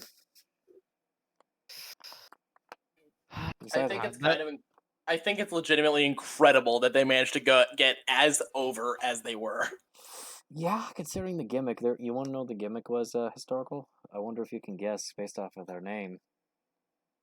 No, I can't. They were Black Ghetto Crime. Oh, fuck off. Yeah. They were from Brooklyn, and their goal was to turn Hollywood into Hollyhood. That sounds so fucking cheesy. Holy shit. I get the feeling knowing their fucking gimmick and knowing Vince, I could have expected a fucking drive-by promo. You know, there's like the fucking vignettes that played like to like promote them were like them like doing crimes and like robbing people while a white as fucking narrator just narrated them. That was the fucking promos for them. Oh, man, I can't like off the top of my head I can't even remember like what the guy was saying, but it was something like that sucker just got owned or something stupid like that. There were so many weird outs. Okay, look, whenever they tried to do promos for characters that, were, I'm trying not to say so much, but whenever they had the wrestlers out in the real world for like a little bit, it always resulted in the weirdest shit. Like, Crime Time's vignettes, Edge's vignettes before he debuted. Wait, what were Edge's vignettes? He had like I think he had like stuff where he was on top of rooftops and shit. Was he it was, like, him just being edgy? Yeah, him being edgy, ironically. Hey! But one of my favorite moments where like wrestlers were out in the real world were both with Booker T. The store fight and the numerous moments with Goldust. Talking about Goldust again. Yeah, bringing back Goldust when he just kept stalking Booker T and was like, "Hey, you want a hot dog?" And knowing Goldust's character, you know how that went. But the Superstore fight. No, that was one of the best fucking things ever. It was Stone Cold Steve Austin versus Booker T. At a grocery store. in a grocery store just fucking brawling. Like, Steve Austin took like a jug of milk, started chugging it, and then just threw it on Booker T's head, I think. He Yeah, threw the him thing in a that like kind of shopping cart and just started spraying condiments in his face while punching the crap out of him. no, like the best it like started because Booker T was just walking down like the aisle, just being like, "Hey, got some groceries," and then he sees some dude wearing a bald dude wearing jeans and a black shirt, and he's just like, "Oh shit!" So he goes and like starts to beat the shit out of him, and then realizes, "Wait, that's not Stone Cold. That's just some random dude with a goatee and bald." And then he looks behind him, and there is Stone Cold Steve Austin framed like a fucking horror movie. Just It's like a fucking. It is a JoJo's part. Yeah, it is just JoJo. It is just JoJo. It's JoJo. Hey, I'll send a gif of it, but like this, It's great. It's so fucking good. you have to look in this fucking chat historical. This is the greatest like fucking gif that has anything to do with wrestling right here. I'm putting that on the pod. I'm putting that on the They banner. made it a store. I'm gonna try and put that on the banner. Holy fuck, I love it. He just beats the shit out of Just it in a the store. fucking turnaround, just dude, like the suspense is just fucking intense. You He could hear beats him you up could in hear a the fucking violin. regular grocery store. Yeah, apparently, like, oh wait, I have to look up how much this like fight cost. Yeah, Huh? it actually costed them money. Not a joke. By the way. It caused. Okay, so first off, the brawl was improvised, and it cost $10,000 to $15,000 in damage. My God. There we go. Put it on screen. Oh my god. There we go. There it is. God. Stone Cold. On the subject of him, he was amazing. What a fucking Chad. Yeah. He actually saved the entire fucking company, you can argue. You can seriously argue that. Do you know who I think kind of I'd argue saved wrestling? Who? DX. I mean, saved the WWE or saved wrestling?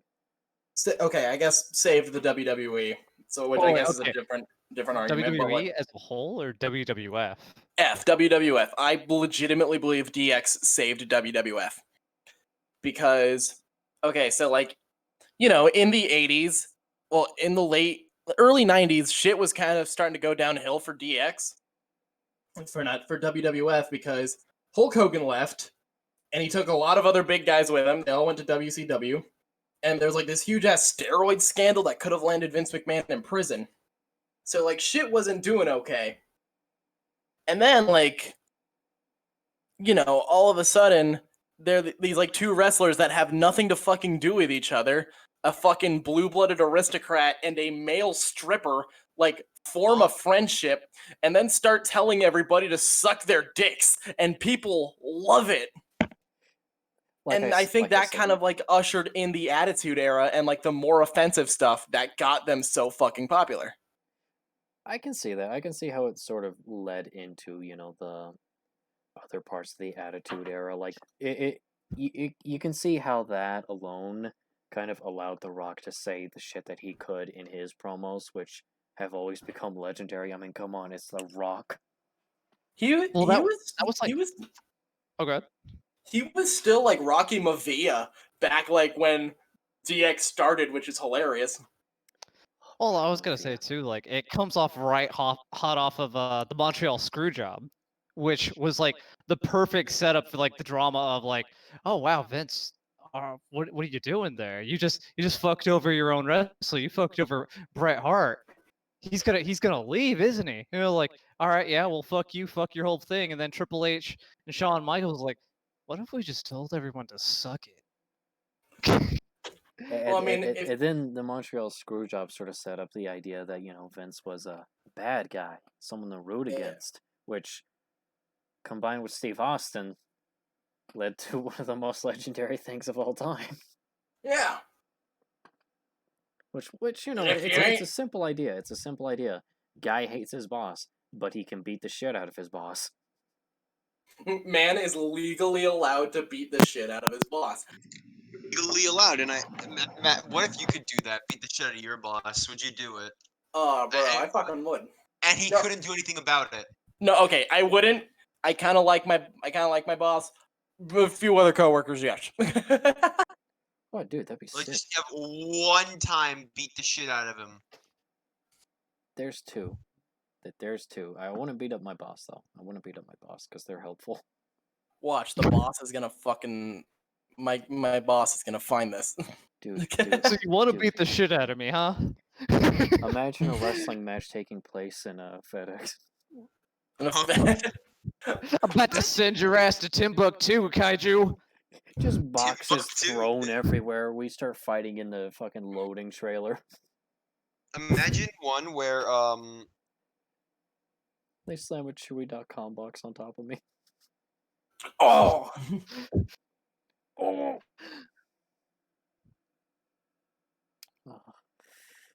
Yeah. Okay, how about this, guys? What's your favorite gimmick match? gimmick match. Like whether it's a type of cage match, whether Oh, it's okay. a Punjabi prison match. Oh, I don't sweet know. fucking Jesus. I can assure you it's probably not the Punjabi prison match, which like I'm sure it's a cool ass concept. I can't fucking see anything. So okay, do you know about the different types of cage matches, historical? Historical. I do know what a cage match is, just I don't know what types there are. Okay, so there's the steel cage, which I is have heard what happened to McFoley though in one of them. Oh yeah. yeah. Hell in a Cell. Okay, so there's the steel cage, which is a cage with no roof, just along the sides of the ring. Yeah. So And then you can have- only move in the ring. You can only move in the ring or climb out. Yeah, the gimmick is to escape the cage. There's Hell in a Cell, which is a larger cage with a roof that surrounds it. Yeah, so you can walk outside of the ring itself, and that one allows you're- weapons. And if you're extreme enough, you can slam your opponent through the cell wall or throw them off the roof. Undertaker. A Punjabi prison match, some fucker baked out of his goddamn mind had the idea, let's take a steel cage match and a Hell in a Cell, combine them, and make the structures out of bamboo, which is really fucking hard to see out of. So like, It sounds like a good match, though. It does sound like a good match. It's a good match for a video game because you're in the ring and you can see what's going on. To like both the cameras and the audiences in attendance, you can't see shit. Like I think something interesting is going on. No, I can't. The Great Khali is taking up all the space. I can't see anything. I'd say my favorite gimmick matches are TLCs. Really? No, Like- not for me. Not for me. Tables, ladders, and chairs. I think they're fucking rad. Like it's a classic formula, just carnage, and then most of the teams that are actually in them do take advantage of every little bit, and it's got just a set objective. There's no countouts. There's no bullshit. You get the belt or you get the case, and you're done. Easy as that. And then again, that was also the CM Punk and Jeff Hardy match that I love oh so much. So call me biased. I honestly, we just said it, but I feel like Hell in a Cell has some of the best matches, but I think I Quit. An I Quit match. That's a good one. Because, that resulted in some of the better matches of all times, like Bret Hart versus Steve Austin, where Steve Austin just would not quit until he passed out and he could not fight anymore. Oh, hell yeah. Although, technically, that was a submission match and not I Quit. Because I care about this shit. Oh, dude, that's also. Oh, all right. So, I do love TLC matches. I think they're great, but there's a type of match they just don't really do anymore that I really get into. And all right, double hot take in the middle of this. First, Iron Man matches. I fucking love them. I adore them because like it's just the amount of effort that has to be shown from both wrestlers is insane. And I think of one in particular every single time, and that's don't play the theme again, I swear to God, but it's Benoit versus Angle. Damn it! Oh god, he's coming. No. Oh god, oh god. Oh god, he has a gun. He has a gun and a Bible. Unironically, Benoit. I mean, when Benoit was good, Benoit was damn a good. great fucking wrestler. Like, Oh And dude, I- dude, he was such a good wrestler. His last day on Earth was a 2-on-1 handicap he was a match.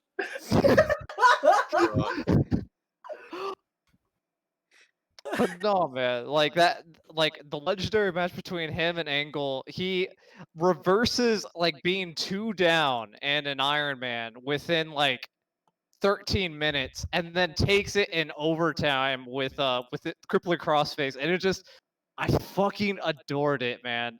I don't know what it did for me, but it just, I loved it to death. I feel that. Yeah. Speaking of though, I think that's probably a good transition to ask, like, who are your guys' favorite wrestlers? We've been talking this entire time. We haven't even gotten to that part. Oh, we Oh haven't my What? even god. got. I mean, Yeah, I've we've just mentioned been them before. going on endless tangents. We Yeah, mentioned- and I haven't. The plan was I was gonna ask questions, and then I haven't been able to do shit. But have you learned Sorry. stuff? Have you learned stuff? Sorry, bro. I've learned shit, yeah, but like I'm like, You know, think of it like this. Instead of training with lessons about the blade, you've been given a sword and really angry rabid animals to fight instead. That's your training. it's like, oh, Instead of, being taught techniques, we throw in a rabid dog and tell you good luck. I'm like, bruh. Okay, all right. How about this Anyway, before we go into favorite wrestler? Okay. Historical. What kind of things are you curious about? Like, right, like How maybe. mentally insane the shit gets.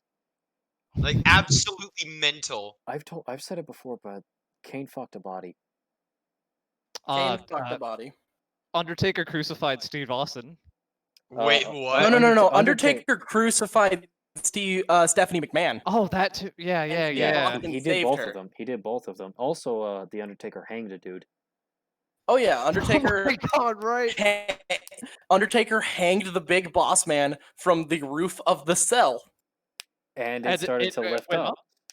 You know, it faded to black. You know what? I'm glad that Undertaker is a cab. There was also a long period of time. Actually, no. One of the current things going on is a guy who runs a child show. Like Mr. Rogers' Happy Neighborhood. That type of stuff, right? Firefly Funhouse. Yeah, Firefly Funhouse. Yeah. And the gimmick is he holds a dark clown personality that's actually a demon.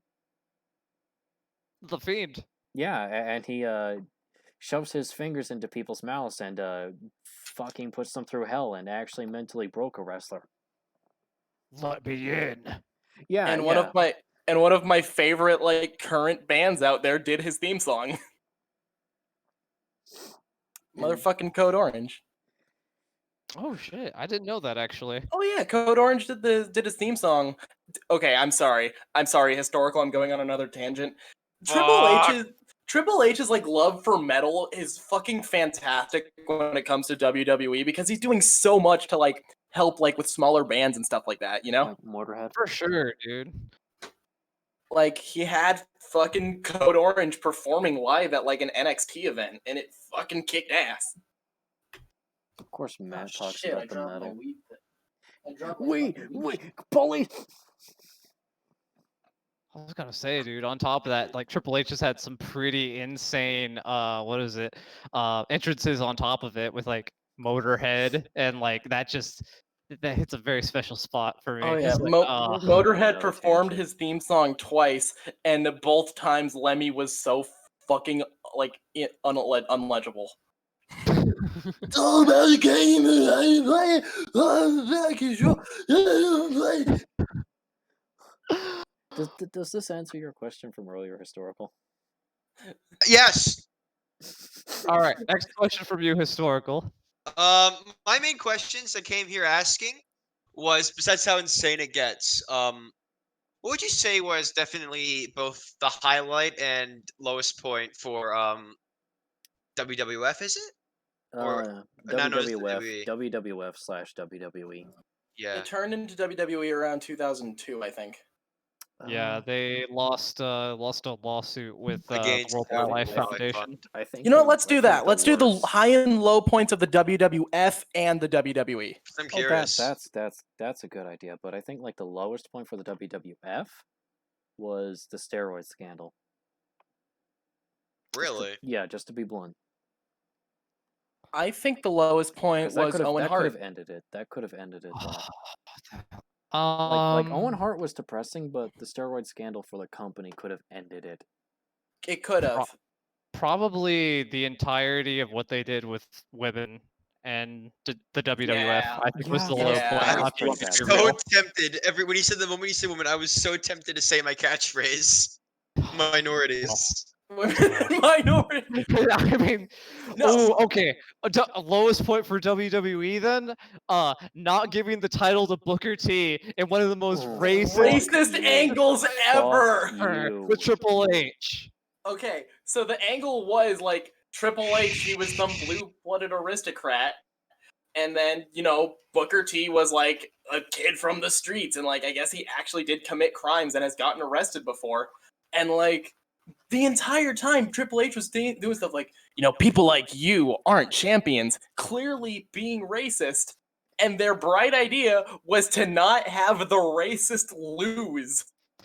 And it wasn't even a long drawn out match. It was a squash match. A squash match is like a short, less than like a minute match. No, it wasn't that. It was a good match. No, I thought it was a squash. No, it was a good match, but the thing is, they were both knocked out for such a long time, and then H slowly pinned him.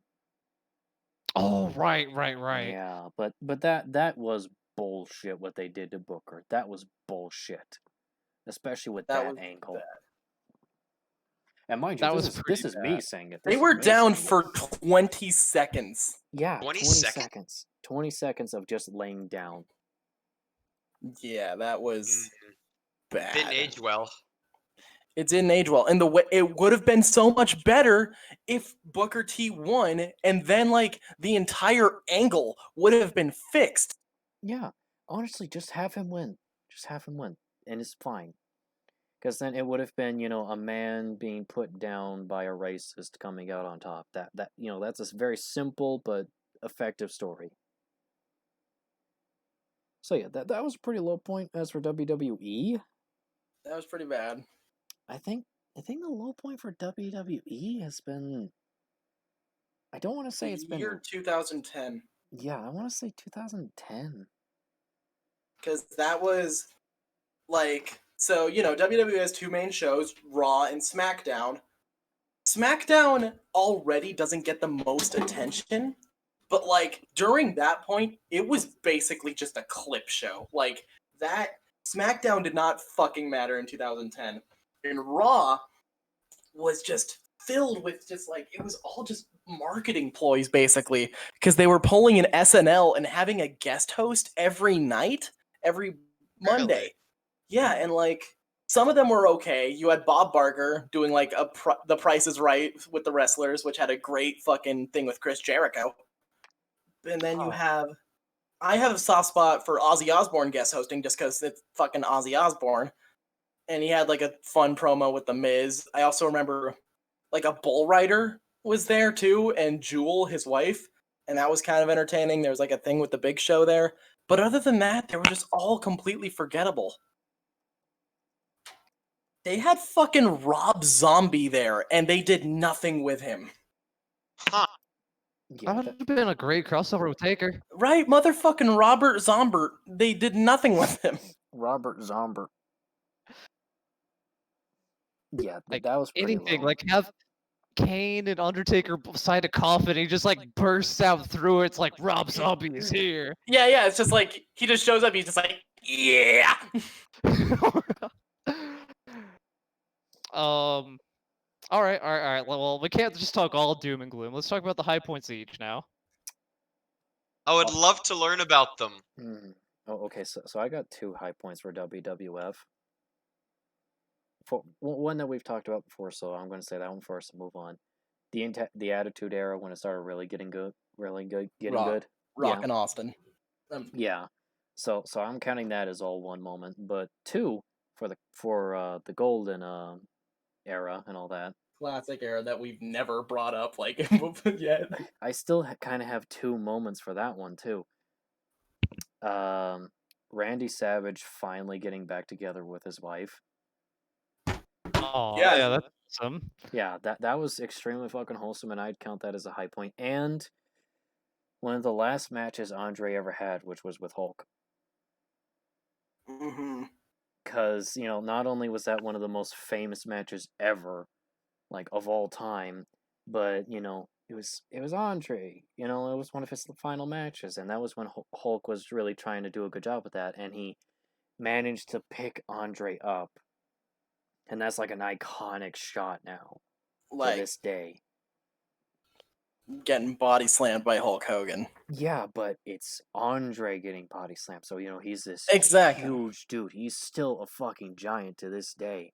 And even the bit before that match even happened, the build up that was coming, because Andre was a lovable guy. People loved him. So seeing him turn his back and become a heel was like, oh fuck.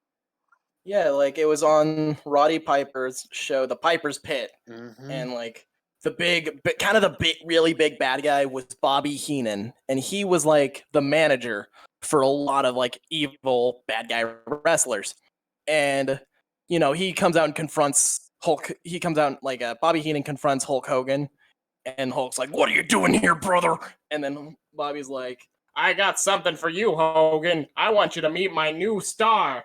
And then Andre the Giant comes out, and Hogan's just like, "What's going on, brother?" And then he rips off Hulk's shirt and starts yelling at him. I am here for one reason, to challenge you for a world championship match. I love that voice. You do it terribly. I love that voice though. It's so stupid. I want the championship match at WrestleMania. I want the Ubo Championship. I want the Ubo Championship. Yeah, the low point of the WWF was when they brought in the Uwu Championship. That was kind of fucking weird. What does ooh even mean? Why did Andre want it so bad? That's an inside joke. I'll move fast from it, but it's a big inside joke between me and Matt. Oh shit! But yeah, that's a high point for WWF, at least for me. For WWE, I kind of want to say the Nexus debut. Oh, the Nexus debut was fucking intense. That was intense because they ripped everything apart. Like when when people invade, a show and stuff like that, you expect them to just like beat up commentators, all that, or They beat up the wrestlers, of course. Yeah, slap the face around like the main face. But the Nexus really went all in. They started tearing up the commentary tables. They ripped apart the ring. They started. Daniel Bryan choked a dude out with his tie. Which it wasn't just a dude, it was the announcer, the guy who announces the matches. They went into his area and fucking assaulted him, which was amazing. Yeah, and then at the end of it all, they just stood over it, and it was just like, oh my god, it was like they fucked up the ring to the point where you could see the boards under the canvas, like. Mm-hmm. They started tearing apart the ropes, so even those were starting to fall down. It was amazing, in terms of like introducing bad guys. That's amazing, especially because they were all new. They were like fresh new stars. They were rookies. They were rookies, so it was a great way to get them over. And obviously Daniel Bryan became the main face of the company, the top star for a while. Oh yeah, actually speaking of, he choked the announcer with his tie. Everyone approved it except the sponsors. They were like, we didn't know that was gonna happen, so they fucking fired Daniel Bryan. Yeah. Oh, dude, what a pro move. Thanks, Vince. Pro gamer move. Pro gamer moment. What about you, Palm? What about you, Palm, since we've gone on a little bit? Well, honestly, when it comes to the WWF, uh, probably just Mankind versus Rock, that entire arc, because like it was just feel good for everybody. It was the height of it all, and it probably launched the. It did pretty much set up the company for the rest of the Attitude Era, like cruising made a all the really way big through deal Rock about v Austin and all the fights that came after it. Yeah. Emblem made a really good video on it. Yeah, I love Emblemon's video Mhm. on it. Because although he didn't like the fact that the company tried to get rid of his video several times. He beat the Yeah. corporation though. He did it. That is true. That is hella true. But Dude, alright, Corporate let Kane. me just finish up. Let me finish it up. Sorry. For WWE, it'd just be Daniel Bryan finally getting the title. Like that, it's just so fucking cathartic. Cause like you got Vince running this man down for so fucking long, just saying you'll never be champ. You're not my ideal champ. I'm gonna throw every single one of my big boy wrestlers at you to prevent you from grabbing that title. Hell, in the same night, I'm gonna make you fight Triple H with a busted up fucking arm. And if you can't beat him, you're not even gonna be in the running for the championship tonight at WrestleMania. And He did he it. overcomes it all. I just want to point out. This is the second time Daniel Bryan won the championship because he had won it previously at like I think the Royal Rumble pay-per-view. I don't remember. And then But they at the lost it. WrestleMania, he lost it in 18 seconds. So I think that shows just how much WWE cared about Daniel Bryan. Thanks, Sheamus. Thank you, Shane. I don't think that was Sheamus's idea. No, I know it wasn't his idea, but like it was like 18 seconds. Are you sure, Vince? Yeah. I have it's a great fucking idea to Daniel Bryan. bury the championship. We have a great fuck- idea, fella. I'm gonna throw a potato at them. Damn, I'm trying to send a alright, picture. but it's not alright. letting. But what about you, Matt? What was the high points for you? Okay, WWF. I kind of agree with the Rock and Austin thing,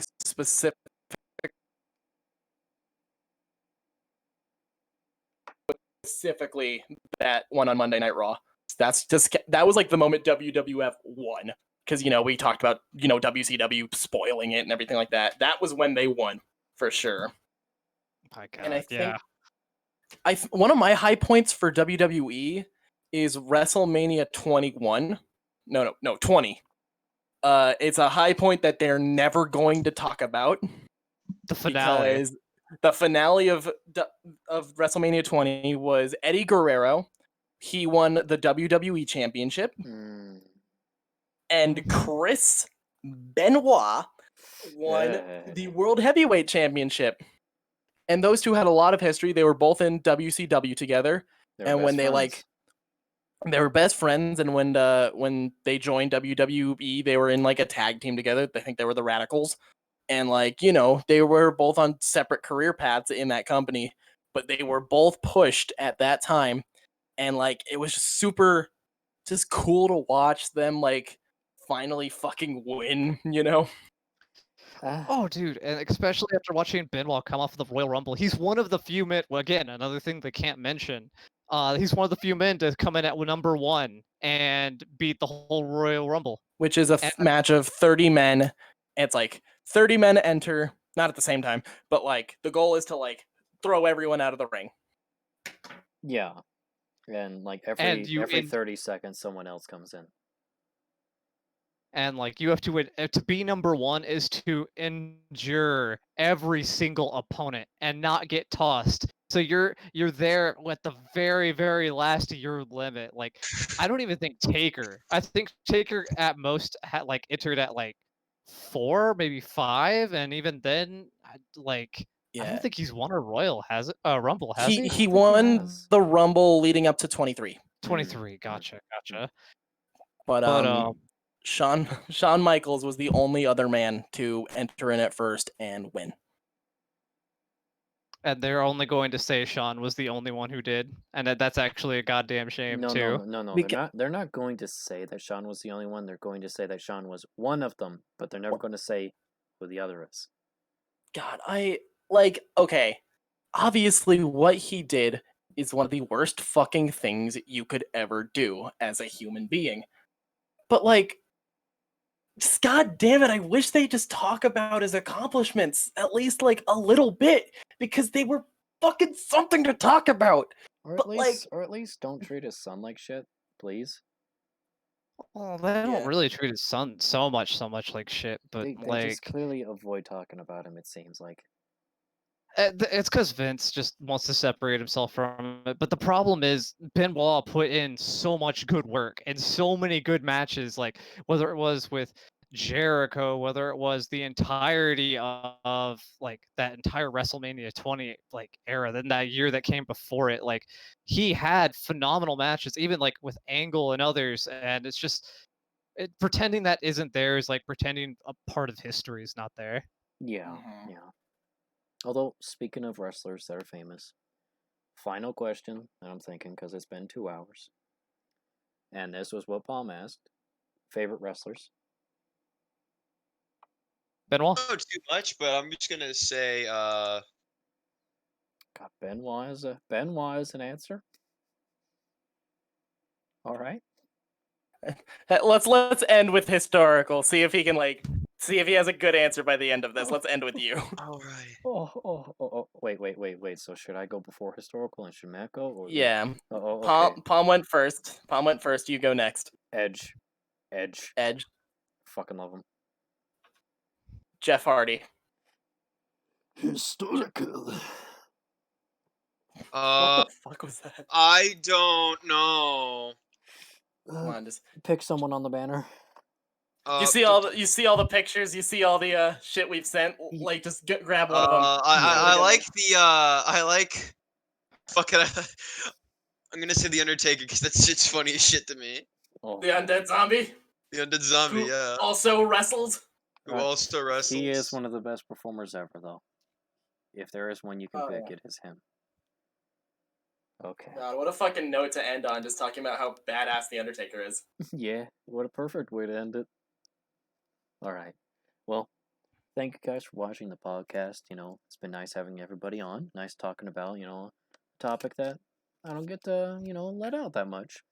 And, Can I you dare interrupt Can I pick me? the topic You dare... next time, please? Sure. Oh, you did tell him the topic? I know they did tell me. Yeah. It's just I didn't know too much about it, and I forgot to do my homework. Well, that's your mistake. I was going to say historical. That is your mistake. Man. You're The historical gonna man get a suplex. forgot to do homework. Listen, okay? I was too busy learning about the typing Heavenly Kingdom. That sounds like a wrestling move. The Heavenly Kingdom. Yeah, but there were Chads. Well, okay. Well, All right. we have Well, Kai, Pumped Up Tyrant. who are you again? Pumped Up Tyrant, who you can follow at twitch.tv/PumpedUpTyrant. Yes, I'm doing it for you guys because you smell. What the fuck? My name is Kaiju. You can follow me at Twitch TV/Kaiju Dragon 567. and 567. Sorry, thank you, Paul. Alright, I appreciate that. My name is Yeah, no Kaiju. problem. You can follow me on Twitch at twitch.tv/Kaiju Dragon 567. My name is Matthew. You can follow me on twitch.tv/FunkyYoungKMatt and Twitter. I'm currently streaming Skyrim. I'm playing as Triple H. It's fucking stupid. Yes, I'm currently What? streaming Skyrim as Triple H. And Watch my stream to figure it out. You can and I'm Historical Man, and you can follow me on The Void. Because Yeah, I'm Historical Man. Follow me in anywhere. Literally the void from hell. Get a fucking Twitter, my man. Yeah, at least I do. I am not sharing anything on this. I am the big funny guy. Fuck you. That's how we're gonna end it, with a fuck. Oh, you. okay. All right. All right. 3, 2, 1. Thanks for watching, and yeah. Tune in next time. Kaiju's real name is. I hit the goal, sucker. Historical Man, we coming for you.